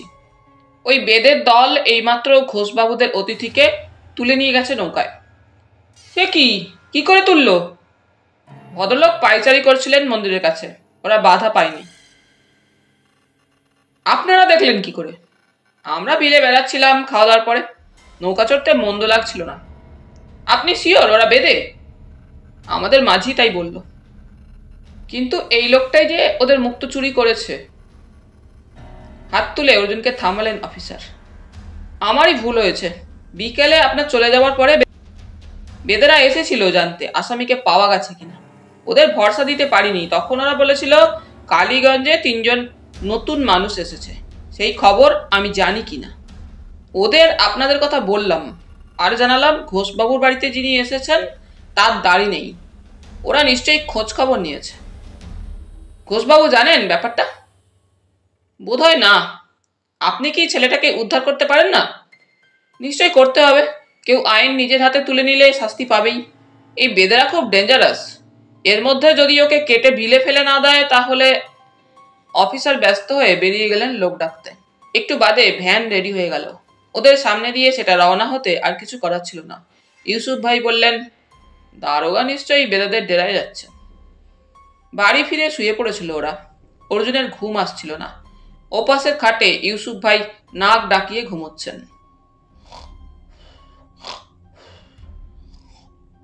অর্জুনের মনে হলো সন্ধ্যাবেলায় কাজলের পরিচয় অফিসারকে জানিয়ে দিলে ওকে বেদেদের হাতে মারা যেতে হতো না। কয়েক বছর জেল খাটিয়ে বাংলাদেশ সরকার হয়তো ওকে ভারতবর্ষে ফেরত পাঠিয়ে দিতেন। মাঝরাতের পর দরজায় শব্দ হলো। কেউ টোকা দিচ্ছে। অর্জুন উঠে দরজা খুলতেই দুর্গাদাসকে দেখতে পেল। দুর্গাদাসের শরীর থেকে রক্ত ঝরছে। সে চমকে উঠল। কি হয়েছে? লোকে বলে মানুষের উপকার করতে নাই। বড় কর্তা বলতেন কথাটা মিথ্যা, কিন্তু আজ বুঝছি লোকের কথাই সত্যি, দুর্গাদাস বলল। তাকে ঘরে ঢুকিয়ে যতটা পারে ক্ষত মুছিয়ে দিল অর্জুন। তারপর জিজ্ঞেস করলো, এই গ্রামে ডাক্তার আছেন? হ, ইউসুফ ভাইয়ের ঘুম ভেঙে গিয়েছিল। দৃশ্যটি দেখে তিনি উদ্যোগ নিলেন ডাক্তার ডেকে আনার। ওর ইচ্ছার বিরুদ্ধে ইজি চেয়ারে দুর্গাদাসকে শুইয়ে দিল অর্জুন। বলল, বিশ্রাম নাও। ততক্ষণে বাড়ির অনেকেই জেগে উঠেছে। ইদ্রিস মিয়াও হাজির। অতএব সবার সামনেই ঘটনাটা বলতে হলো। অর্জুনদের তীরে নামিয়ে দিয়ে দুর্গাদাসের মনে হয়েছিল চোখের সামনে ওরা অন্যায় করে পার পেয়ে যাবে, এমনটা সহ্য করা যায় না। সে নিজের ডাকাতি করা ছেড়ে দিয়েছে অনেক দিন, কিন্তু অন্যায় সহ্য করবে কেন? সঙ্গে সঙ্গে সে নৌকা নিয়ে ওদের পেছনে ধাওয়া করেছিল। যেহেতু বেশ কিছুটা সময় চলে গেছে, তাই প্রথমে ওদের খুঁজে পায়নি সে। গাজীপুরের কাছে এসে শেষ পর্যন্ত ওদের দেখা পায়। বেদেরা অত্যাচার করেছিল লোকটার ওপর। তাকে দেখতে পেয়ে বলে সরে যেতে। বলে ওই লোকটা চোর, তাদের মুক্তো চুরি করেছে। মুক্তো বের করলে হাত কেটে ছেড়ে দেবে, না করলে মুন্ডু কাটবে। দুর্গাদাস প্রতিবাদ করে বলে, চুরি করেছে যখন, তখন থানায় নিয়ে যাও। বিচার যা করার তা পুলিশ করবে। তখন বেদেরা তাকে শাসাতে থাকে। সেই শাসানি শুনে তার মাথায় রক্ত উঠে যায়। নৌকা কাছে ভিড়িয়ে সরকি নিয়ে লাফিয়ে পড়ে সে। বেদেদের সঙ্গে মারপিট হয়। শরীরে কাটা ছেঁড়া হলেও দমে যায় না সে। তারপর লোকটাকে মুক্ত করে বলে ওর সঙ্গে হাত মেলাতে। বেদেদে সে তখন জলে ফেলে দিয়েছিল। 4টে রুগ্ন বেদে তার সঙ্গে পারবে কেন? ঠিক তখনই ওই লোকটা তার কাঁধে বৈঠা দিয়ে আঘাত করে। নৌকার উপর পড়ে যায় দুর্গাদাস।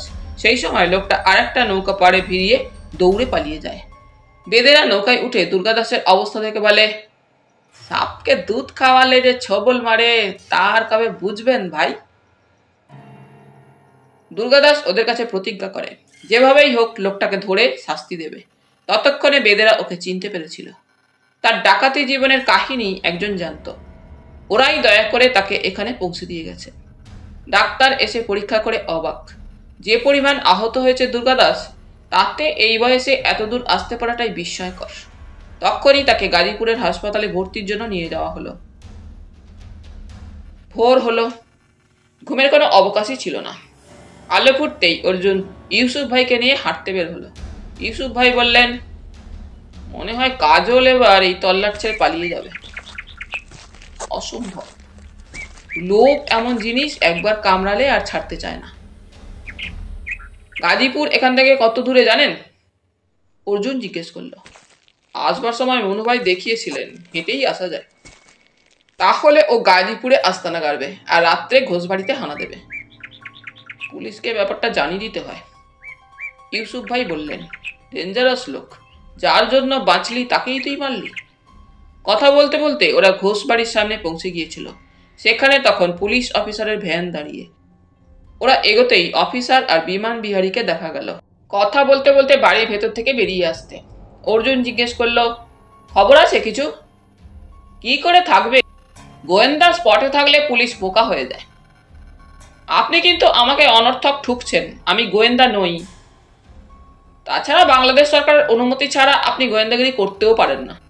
নিশ্চয়ই, তবে সত্য সন্ধান করে আপনাকে জানাতে পারি। গুড। আপনার আসামি পালিয়ে গেছে, বেদেগুলো মিথ্যে বলবে না। আমার সন্দেহ গাজীপুরেই আছে। থাকলে ঘন্টা 2-এর মধ্যেই ধরা পড়বে। বাপধনের বিরুদ্ধে এখন 2টো চার্জ, মুক্ত চুরি এবং দুর্গাদাসকে আঘাত করা, যার থেকে মৃত্যু হতে পারত। আরও আছে। অর্জুন হাসল। তাই নাকি? কিরকম? লোকটার আসল নাম কাজল মুখার্জি। তার সঙ্গে ঘোষ পরিবারের কোনো সম্পর্ক নেই। বিমান বিহারী বাবুর ভালো মানুষের সুযোগ নিয়ে এ বাড়িতে জাঁকিয়ে বসেছিল ভুয়ো পরিচয় দিয়ে। বিমান বিহারী চমকে উঠলেন। সে কি? ও বিজন কাকা আর ওর ছেলে গগন বিহারীর নাম করলো, ওদের কথা বলল। স্বাভাবিক, যাতায়াত আছে। ওখানে সে আর একটা ক্রাইম করেছে, যা অবশ্য আপনাদের কাজে লাগবে না। সে অপরাধ শুনলে আপনি অবাক হবেন। তা হলো কাজলবাবুর সঙ্গে এদেশে আসার কোনো বৈধ কাগজপত্র নেই। তার মানে ও উইদাউট পাসপোর্ট এসেছে? অফিসার চেঁচিয়ে উঠলেন। ঠিক তাই। তাহলে মশাই এ কথাটা আমাকে কাল থানায় গিয়ে বলেননি কেন? আমার নিশ্চিত হওয়া দরকার ছিল। ওই লোকটাই কাজল। কাজলের দাড়ি ছিল, আর আপনি বলেছেন এর দাড়ি নেই। তাহলে কি করে বলি? আমি গাজীপুরে যাচ্ছি। অফিসার ভ্যানে চেপে চলে গেলেন। এবার বিমান বিহারী বললেন, আচ্ছা, এই ধাপ্পাবাজ লোকটি আমার বাসায় উঠতে গেল কেন বলুন তো? আমার আত্মীয়দের খবরই বা নিয়ে এলো কেন? এর কারণ একটা চিঠি। কি চিঠি? কার লেখা?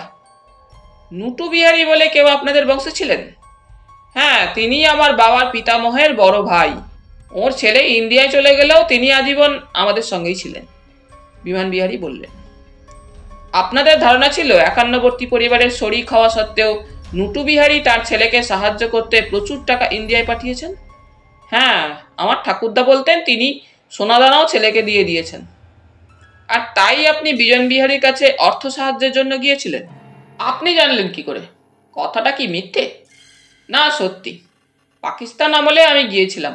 বিজন বিহারী বলেন তিনি এবং তার পিতা সমস্ত টাকা শোধ করে দিয়েছেন। অর্জুন বলল, আর সোনাদানা কিছুই নেননি? তাহলে সেগুলো গেল কোথায়? হ্যাঁ, সেটাই রহস্য। আর সেই কারণে কাজল মুখার্জির মতো একজন লোভী মানুষ বিনা পাসপোর্টে এখানে উপস্থিত হয়েছে। সে জানতে পেরেছে ওই সোনাদানা এই বাড়ির কোথাও লুকানো আছে। সেই কারণেই তাকে ছদ্ম পরিচয়ে আপনার এখানে উঠতে হয়েছিল। অর্জুন শান্ত গলায় বুঝিয়ে বলল, এ বাড়িতেই সোনাদানা লুকানো আছে? বিড়বিড় করে বললেন বিমান বিহারী। কাজল সেই খবরই পেয়েছে। আচ্ছা অর্জুনবাবু, আপনি কি সত্যি গোয়েন্দা? গোয়েন্দা নই, সত্য সন্ধানী। ও, কিন্তু আপনাকে এইসব খবর কে দিল? আমার মক্কেলের নাম আপনাকে বলতে বাধ্য নই। আপনি বাংলাদেশে এসেছেন কেন? বেড়াতে না সত্য সন্ধান করতে? দুটোই। বাংলাদেশের হৃদয় দেখার খুব স্বাদ ছিল। পদ্মা, গঙ্গা, মেঘনা, যমুনা, শীতলক্ষা অথবা আড়িয়াল খাঁ না দেখলে নিজেকে বাঙালি বলা যাবে না। সত্য সন্ধানের কাজটা যখন পাওয়া গেল তখন রথও দেখবো, কলাও বেচবো। আপনি জানেন সেই সব সোনাদানা কোথায় লুকানো আছে? অর্জুন হাসল। জানি, কিন্তু আরো অনেক কিছু না জানা পর্যন্ত বলবো না। কাজল মুখার্জি এখনো ধরা পড়েনি। গত দুদিনে গাজীপুরের মানুষ হঠাৎই একজন অচেনা মানুষকে দেখেছে, কিন্তু কিছু বলার আগেই সে উধাও হয়ে গিয়েছে। পুলিশের কল্যাণে তারা সবাই জানে একজন অপরাধী সেখানে লুকিয়ে আছে। গ্রামের মানুষ সজাগ থাকা সত্ত্বেও কাজল গ্রেপ্তার এড়িয়ে যাচ্ছে। গাজীপুরের হাসপাতালে বৃদ্ধ দুর্গাদাস শুয়ে আছে, সমস্ত শরীরে ব্যান্ডেজ মুড়ে। অর্জুন ও ইউসুফ ভাই তাকে দেখে এসেছে। দিন দশেক থাকতে হবে তাকে হাসপাতালে। বিমান বিহারী গত দুরাত বাড়ি পাহারা দিয়ে কারো দেখা পাননি। অবস্থা এখন এমন, কাজলের পক্ষে যে পথে এদেশে এসেছিল সেই পথে ভারতে ফিরে যাওয়াটাই স্বাভাবিক। ইউসুফ ভাই ব্যবসায়ী মানুষ, তার অনেক কাজ। অর্জুন ওকে ঢাকায় ফিরে যেতে অনুরোধ করেছিল, কিন্তু তিনি যেতে রাজি নন। মাঝে মাঝেই পোস্ট অফিসে গিয়ে বাড়িতে ও অফিসে ফোন করছিলেন। কালীগঞ্জের রহস্য তাকে আটকে রেখেছিল। অর্জুন এই দুটো দিন মাছ ধরে কাটালো। ইদ্রিস মিয়ার হাত ছিপ দিয়ে সে অনেক ছোট মাছ ধরল। তৃতীয় দিনের শুটিং পার্টি এলো কালীগঞ্জে। নায়ক নায়িকাকে দেখতে যেন মেলা বসে গেল। বিমান বিহারীর বাড়িতে তাদের রাখা হলো। বাকিরা বিলের পাশে তাঁবু ফেলল। ইউসুফ ভাই শুটিং দেখতে গিয়েছিলেন। সন্ধ্যের মুখে ফিরে এলেন আকাশ বিহারীকে সঙ্গে নিয়ে। আকাশ বিহারীর পেছনে সেই প্রযোজক। আকাশ বিহারী বললেন, কি মশাই, আমি আপনাকে আমন্ত্রণ জানালাম ঘোষ বাড়িতে থাকার ব্যাপারে, আর আপনি মনুর বাড়িতে এসে উঠেছেন। অর্জুন ইউসুফ ভাইকে জিজ্ঞেস করল, আপনি ওকে সব কথা বলেননি? বলেছি, কিন্তু ওর কানে ঢুকছে না, ইউসুফ ভাই বললেন। চলুন আপনি আমাদের ওখানে, জমিয়ে আড্ডা মারা যাবে, আকাশ বিহারী বললেন। অনেক ধন্যবাদ, এখানে আমি খুব ভালো আছি। আড্ডা মারার দরকার হলে যাওয়া যাবে, বেশি দূর নয় তো। কাজ ভালো হচ্ছে? তা হচ্ছে। ও হ্যাঁ, আপনাকে অনেক ধন্যবাদ একজন প্রতারককে বাড়ি থেকে তাড়াতে পেরেছেন বলে। আরে আমাদের বাড়িতে গুপ্তধন লুকানো আছে, অথচ সেটা আমিই জানতাম না। শোনা মাত্র আমি মাসুদকে বললাম, আর তোমার ভয় নেই, ছবি শেষ হবেই। মাসুদকে? ওই যে বিখ্যাত প্রযোজক, সেই বিশাল কালো মানুষটি। মাথা নোয়ালেন সামান্য। কিছুক্ষণ এলোমেলো কথা বলার পর কাজের কথা এলেন আকাশ বিহারী। এবার বলুন, গুপ্তধন কোথায় লুকানো আছে? আপনি ইন্ডিয়া থেকে খবর নিয়ে এসেছেন। আমি যদি কালীগঞ্জের কথা নাও বলতাম তবু আপনাকে ওই কারণে এখানে আসতে হতো। শুনেছি সেটা আপনাদের বাড়ির মধ্যেই আছে। সত্যি বলছেন না? মাটির তলায় থাকলে 2 বিঘে জমি চষতে হবে। কতটা নিচে আছে তাও জানি না, কিন্তু আপনি জানেন। আকাশ বিহারী এবার সিরিয়াস। অর্জুন হাসল। আপনাদের বাড়ির মাটির নিচে যদি সোনাদানা পাওয়া যায় তাহলে এখন তার মালিক হবে কে? কে আবার? আমি। আপনাদের ওই বিমান বিহারীর ক্ষমতা আছে আমার বিরুদ্ধে কথা বলার? ফোঁস করে উঠল আকাশ বিহারী। তাহলে আপনার উচিত এখনই কাজলকে খুঁজে বের করা। কাজলকে? হ্যাঁ, ওর কাছেই গুপ্তধনের নকশা আছে। আপনি যে সত্যি বলছেন তার প্রমাণ কি? সত্যি বলতে পারছি বলেই আপনাদের সামনে দাঁড়িয়ে আছি। কিন্তু আপনিও তো একজন প্রতারক হতে পারেন। ওই কাজলের সঙ্গে ষড়যন্ত্র করে এখানে আসতে পারেন। কি প্রমাণ আছে আপনার সপক্ষে? এ প্রশ্নের জবাব আপনাকে দেব না আকাশ বিহারী বাবু। নিজেকে দিয়ে আপনি আমাকে বিচারের চেষ্টা করবেন না। দমদম এয়ারপোর্টে কিসের ভয়ে ওই মানুষদের সঙ্গে সরাসরি কথা বলতে সাহস হয়নি, টেলিফোনের অভিনয় করতে হয়েছিল, সেটা আমি জানি। অর্জুন কথাটা বলা মাত্র আকাশ বিহারী চমকে উঠলেন। পর মুহূর্তেই তার চোখ জ্বলে উঠল। দাঁতে দাঁত চেপে তিনি বললেন, তার মানে আপনি আমাকে অনুসরণ করছিলেন? না, মজার ব্যাপার হলো কাঁচা ক্রিমিনালরা সহজেই নিজেকে ধরিয়ে দেয়। আপনি সাপের গর্তে হাত ঢুকিয়ে খোঁচা মারছেন, এর ফল কিন্তু আপনাকে ভোগ করতে হবে। আকাশ বিহারী আর দাঁড়ালেন না, দলবল নিয়ে চলে গেলেন। ইউসুফ ভাই বললেন, আপনি কাজটা ভালো করলেন না। অর্জুন হাসল। মাঝে মাঝে এরকম খারাপ কাজ করতে হয় ইউসুফ ভাই। সেই রাতটাও ভালোভাবে কাটছিল। শেষ রাতে কেউ বা কারা বিল পেরিয়ে ঘোষবাড়িতে উঠেছিল নৌকা নিয়ে। আকাশ বিহারী শুটিং পার্টি নিয়ে আসার পরে বিমান বিহারী আর বাড়ির বাইরে আসেননি। আকাশ বিহারীর লোকজন আগন্তুককে তাড়া করতে একটা নৌকাকে বিলে ছুটে যেতে দেখা যায়। ইউসুফ ভাইয়ের শুটিং দেখতে মজা লাগছে, তিনি সেখানে গেলেন। অর্জুন সাত সকালে থানায় এলো। অর্জুন বলল, অফিসার, আমার দৃঢ় বিশ্বাস কাজল গাজীপুরেই আছে। গত রাত্রে সেই এসেছিল। ইম্পসিবল। আমি যেভাবে খুঁজছি তাতে তার থাকার কোনো চান্সই নেই। বেশ, যে লোকটা নৌকা নিয়ে এসেছিল তাকে গাজীপুরের দিকেই যেতে দেখা গেছে। চলুন, যাবেন গাজীপুরে? এরকম প্রস্তাব পাবে আশা করেনি অর্জুন। অফিসার তাকে এড়িয়েই চলছিলেন। গাজীপুরে পৌঁছে অর্জুনের অনুরোধে বিলের দিকটায় গেলেন অফিসার। সেখানে গিয়ে জানা গেল ভোরবেলায় একটা নৌকাকে তীরে দেখা গেছে ভাসতে, যেটার ওখানে থাকার কথা নয়। নৌকার মালিক বলল কেউ রাত্রে নির্ঘাত ওটা চুরি করেছে। কাজল যদি সেই চোর হয় তাহলে সে এই জায়গা দিয়েই গাজীপুরে ঢুকেছে। বিলের পাশে সবকটি ঝোপ ঝাড় গাছ গ্রামের মানুষদের আবার খুঁজে দেখতে বলা হলো। অর্জুন চারপাশে নজর রেখে গ্রামের দিকে এগোলো। সামনেই একটা কবরখানা। বেশ পুরানো হলেও নিয়মিত পরিষ্কার করা হয়। আগাছা নেই বললেই চলে। এখানে কাজলের পক্ষে লুকিয়ে থাকা সম্ভব নয়। অর্জুনের দৃঢ় বিশ্বাস সে লুকিয়ে আছে কোনো মানুষের কাছেই। 3 দিন না খেয়ে কেউ থাকতে পারে না। বনে জঙ্গলে থাকতে হলে কাজলকে অভুক্ত থাকতে হবে। অফিসার ওর পাশে এসে দাঁড়ালে অর্জুন বলল, আপনার পরামর্শ চাই, বলুন। আকাশ বিহারী ঘোষকে আপনার কিরকম মনে হয়? একটু বেপরোয়া, রাগী। এই সময় দুটো দিশি কুকুর কবরখানার মুখটায় দাঁড়িয়ে চিৎকার শুরু করলো। অফিসার একটা ঢিল ছুঁড়লেন তাড়াবার জন্য। কুকুর দুটো একটু দূরে সরে গিয়েও ফিরে এলো। কাজলের ধারণা ঘোষবাড়ির মাটির তলায় গুপ্তধন আছে। আকাশ বিহারী সেইটে কবজা করতে চান, অথচ তিনি জানেন না কোথায় সেটা লুকানো আছে। আপনি একটু খোঁজ নিন, এর মধ্যে আইনসঙ্গত কোনো ব্যাপার আছে কিনা। তার মানে বাংলাদেশ সরকারের কোনো আইন আছে কিনা? নিশ্চয়ই, যার কোনো দাবিদার নেই তা সরকারি কোষাগারে জমা পড়বে। দাবিদার আছেন, কিন্তু তারা জানেন না সম্পত্তির পরিমাণ কি অথবা কে রেখেছিল। বাহ, তাহলে দাবি ঠিকবে কেন? কাজলের কাছে গুপ্তধনের বিশদ বিবরণ আছে। আকাশ বিহারী যদি তাকে ধরতে পারেন তাহলে ওর পক্ষে আগাম দাবি জানানো সুবিধা হবে। বুঝতে পেরেছি। আমি আজই বড় কর্তাদের ব্যাপারটা জানাচ্ছি। কিন্তু আপনি যখন এত কথা জানেন তখন গুপ্তধনের হদিশটাও আপনার জানা স্বাভাবিক।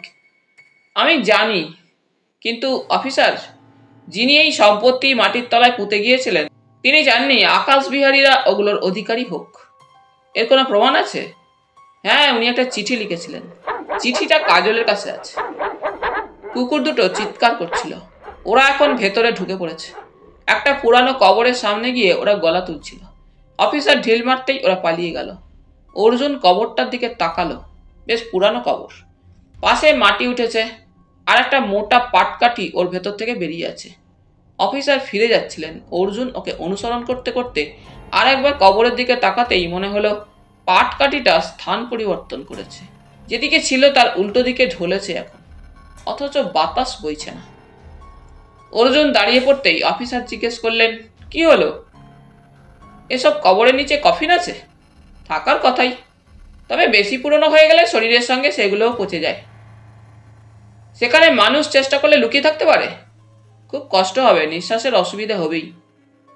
যদি নাকের সামনে কোনো জল জাতীয় কাঠি লাগানো থাকে? অফিসার হেসে ফেললেন। এমন অভিনব বুদ্ধি কার মাথায় আসবে? আমার মাথায় যখন এলো তখন কাজলের মাথাতেও আসতে পারে। তাহলে সবকটা কবর খুঁড়ে দেখতে হবে। ব্যাপারটার সঙ্গে এলাকার মানুষের সেন্টিমেন্ট ও ধর্মবিশ্বাস জড়িয়ে আছে। প্রতিক্রিয়ার কথা ভাবতে পারবেন না। সবকটা কবর খুঁড়বো কেন? আমরা বেরিয়ে গেলে কুকুর দুটোকে কবরখানায় ঢুকতে দিন। যে কবরটার সামনে দাঁড়িয়ে ওরা চেঁচাবে সেটাই পরীক্ষা করুন। কোনো ক্লু পেয়েছেন নাকি? আপনি আমার কথা মতো পরীক্ষা করে দেখুন না, এটা তৃতীয় ব্যক্তি জানবে না। ওরা বাইরে বেরিয়ে এলে কুকুর দুটোকে দেখা গেল না। তারা তাদের ধান্দায় চলে গেছে। অফিসার খুব নিরাশ হলেন। এখন কুকুর পাই কোথায়? দূর থেকে কবরটাকে দেখার চেষ্টা করলো অর্জুন। কাঠিটা আবার জায়গা বদলেছে। সে হাত বাড়িয়ে কবরটা দেখিয়ে দিল অফিসারকে। অফিসার সেদিকে এগিয়ে গেলেন। প্রথমে জায়গাটাকে ঘুরে দেখলেন ভদ্রলোক। তারপর হাত বাড়িয়ে কাঠিটাকে হ্যাঁচকা টানে উপরে তুলে নিলেন। চোখের সামনে সেটা ধরে মাথা নাড়লেন। তার ইঙ্গিতে সবাই কবরটার কাছে পৌঁছে গেল। দেখা গেল কবরের নিচের দিকে একটা গর্ত আছে, যার ভেতর দিয়ে নিচে ঢোকা অসম্ভব নয়। অফিসারের হম্বিতম্বিতে কাজ হলো। ধীরে ধীরে কাজলের মুন্ডু এবং দেহ বাইরে বেরিয়ে আসতেই তাকে বেঁধে ফেলা হলো। এখন তার চেহারা খুবই খারাপ দেখাচ্ছে। 3 দিন পেটে তেমন কিছু পড়েনি বোঝা যাচ্ছিল। অর্জুন বলল, কাজলবাবু, আমাকে মনে পড়ছে? ফ্যাল ফ্যাল করে তাকালো ছেলেটা, কথা বলল না। আমি অর্জুন। আপনি যখন পাসপোর্টের চেষ্টায় জলপাইগুড়ি থানায় গিয়েছিলেন, আমি তখন সেখানে বসেছিলাম। জলপাইগুড়ির বদনাম করে ফেললেন আপনি। ও, তোর জন্যই আমার এই অবস্থা, হিসিস করে উঠল ছেলেটা। আসামি ধরা পড়েছে শুনে পিলপিল করে লোকজন ছুটে আসছিল। অফিসার আর দাঁড়ালেন না। কাজলকে ভ্যানে তুলে সোজা থানায় ফিরে এলেন। থানায় জিজ্ঞাসাবাদের সময় কাজল প্রথমে কিছুই বলছিল না। অল্প স্বল্প অত্যাচারের পর সে মুখ খুলল। আমি কোনো অন্যায় করিনি। পাসপোর্ট ছাড়া বাংলাদেশে ঢোকনি? না, পাসপোর্ট চুরি গিয়েছে। বেদেদের মুক্ত চুরি করনি? না। নিজেকে ঘোষবাবুদের আত্মীয় বলে মিথ্যা পরিচয় দাওনি? না, আমি সত্যি আত্মীয় হতে যাচ্ছি। জলপাইগুড়ির গগন বিহারী ঘোষের মেয়ের সঙ্গে আমার বিয়ের কথা পাকা। দুর্গাদাসকে তুমি মারোনি? না, সে নিজেই পড়ে গিয়েছিল। তাহলে কবরের মধ্যে লুকিয়েছিলে কেন? বেদেদের ভয়ে। ভেবেছিলাম সব ঠান্ডা হয়ে গেলে থানায় গিয়ে নিজেই সাহায্য চাইব। অফিসার বললেন, এই যে ঘোর মিথ্যেবাদী। অর্জুন বলল, এই ঘটনার পরে টুকু বেঁচে যাবে, ওইটুকুই লাভ। টুকুকে তুই চিনিস? লাল চোখে তাকালো কাজল। চিনব না কেন? ওর সরলতার সুযোগ নিয়ে আপনি চিঠিটা চুরি করে গুপ্তধনের লোভে এত বড় ঝুঁকি নিয়েছিলেন। অফিসার বললেন, চিঠিটা দেখি। কেন? আমার দরকার তাই। প্রশ্ন করা হচ্ছে, দাও চিঠিটা। আমার কাছে নেই। তৎক্ষণাৎ তোকে সার্চ করা হলো। দেখা গেল চিঠিটা কাজলের সঙ্গে নেই। এই সময় থানার বাইরে হইচই শোনা গেল। আকাশ বিহারী দলবল নিয়ে থানায় ঢুকলেন। আপনি কি ওকে অ্যারেস্ট করেছেন? হ্যাঁ। অভিযোগ? অনেক। উনি আমাদের অতিথি, আমি ওর জন্য জামিন হিসাবে এসেছি। কোর্টে গিয়ে বলবেন। অফিসার, আমার সঙ্গে ঝামেলা করবেন না। আমি সই করে ওকে নিয়ে যাচ্ছি। যখনই বলবেন কোর্টে পৌঁছে দিয়ে যাব, কিন্তু ঘোষবাড়ির বদনাম হতে দেব না। আপনি তো মশাই একে আগে চিনতেন না। ঘোষবাড়ির রক্ত আমার শরীরে বইছে যে। টেলিফোনের কাছে এগিয়ে গেলেন তিনি। একটা ফোন করছি। ফোনে যার সঙ্গে কথা বললেন ভদ্রলোক, তিনি কোনো বড় কর্তা হবেন। নিজে কথা শেষ করে অফিসারকে দিলেন রিসিভার। অফিসার আপত্তি জানাচ্ছিলেন। অফিসার রিসিভার নামিয়ে রেখে বললেন, কাজ হলো না আকাশবাবু। বস আমাকে আইন মাফিক চলতে নির্দেশ দিয়েছেন। তবে আপনি ইচ্ছা করলে ওর সঙ্গে আলাদা কথা বলতে পারেন। বেশ, তাই হোক। পাশের ঘরে ওদের পাঠানো হলে অর্জুন অফিসারকে বলল, আপনার গাড়িটাকে কিছুক্ষণের জন্য পেতে পারি? কেন? খুব জরুরি ব্যাপার, এসে বলবো। ভদ্রলোকের অনুমতি এবং একজন সেপাই সঙ্গে নিয়ে পুলিশের গাড়িতে অর্জুন ছুটল গাজীপুরে। কবরখানায় পৌঁছে ও দৌড়ে গেল সেই কবরের কাছে যেখান থেকে কাজলকে ধরা হয়েছিল। অনেক কষ্টে নিচে নামলো সে। জায়গাটা প্রায় অন্ধকার। হাতড়ে হাতড়ে কিছুই পাওয়া গেল না প্রথমে। তারপর উঠে এসে সে সেপাইকে একটা টর্চের ব্যবস্থা করতে বলল। মাটির নিচে শ্বাস নিতে বেশ কষ্ট হচ্ছিল তার। টর্চ পুলিশের গাড়িতেই ছিল। সেটা নিয়ে আসার পর অর্জুন আবার নিচে নামলো এবং তখনই সে কঙ্কালটাকে দেখতে পেল। একপাশে কাত করে রাখা হয়েছে। ভেতরে কাজলের কোনো জিনিসপত্র নেই। কঙ্কালটাকে টর্চের আলোয় পরীক্ষা করতে করতে হঠাৎ নজরে এলো করটির গর্তে সেলোফেনে মোড়া কিছু ঢোকানো আছে। জিনিসটা বের করতেই সে খামটাকে পেয়ে গেল। পবন বিহারীকে লেখা নুটু বিহারীর চিঠি, যে চিঠি চুরি করে টুকু দিয়েছিল কাজলকে। ওপরে উঠে আসা মাত্রই অর্জুন চিৎকারটা শুনতে পেল, হ্যান্ডস আপ! সে দেখল আকাশ বিহারী এবং মাসুদ কয়েক হাত দূরে দাঁড়িয়ে আছে। আকাশ বিহারীর হাতে রিভলভার। আকাশ বিহারী বললেন, চিঠিটা দে। গুলি করুন, কিন্তু চিঠিটা পাবেন না। ইয়া কি হচ্ছে?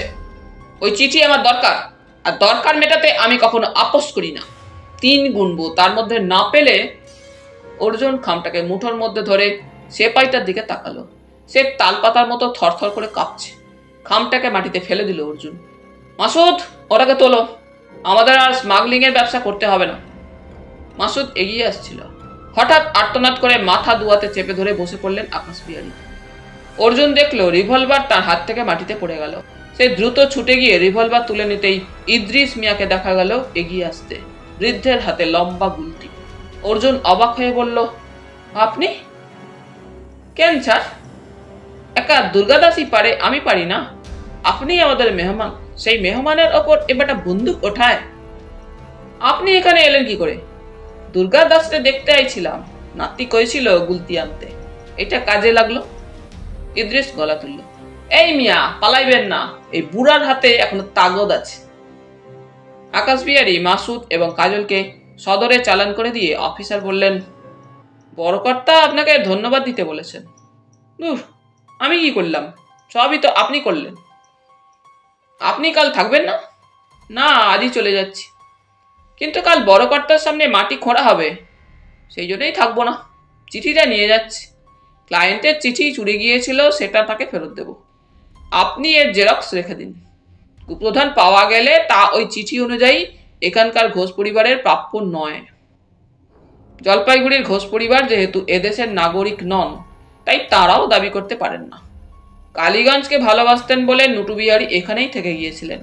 অতএব ওর সম্পত্তি বাংলাদেশ সরকারের পাওয়া উচিত, যাতে তা দেশের মানুষের উপকারে লাগে। দৃশ্যটা দেখবেন না? না। কেন? যদি কিছুই না থাকে, যদি নুটু বিহারী মিথ্যে কথা বলেন, যদি এই চিঠিটাই জাল হয়, অথবা ইতিমধ্যে কেউ গুপ্তধন তুলে নিয়ে গিয়ে থাকে। কি দরকার মশাই আর সমস্যা বাড়িয়ে? অর্জুন হাসল। এই সময় একটা গাড়ি এসে দাঁড়ালো থানার সামনে। ইউসুফ ভাই বললেন, মনু ভাই এসেছেন, আমাদের এবার ফিরতে হবে। অফিসার বললেন, একটু চা খেয়ে যান, ততক্ষণে আমি চিঠিটা জেরক্স করানোর জন্য গাজীপুরে লোক পাঠাই। অর্জুন সম্মতি জানালো। তাহলে বন্ধুরা, আজ এই পর্যন্তই। গল্প পাঠ তোমাদের ভালো লেগে থাকলে তোমাদের কাছে আবারও অনুরোধ থাকলো, লাইক, শেয়ার এবং সাবস্ক্রাইব করে তোমাদের মূল্যবান মতামত পাঠানোর জন্য। ধন্যবাদ।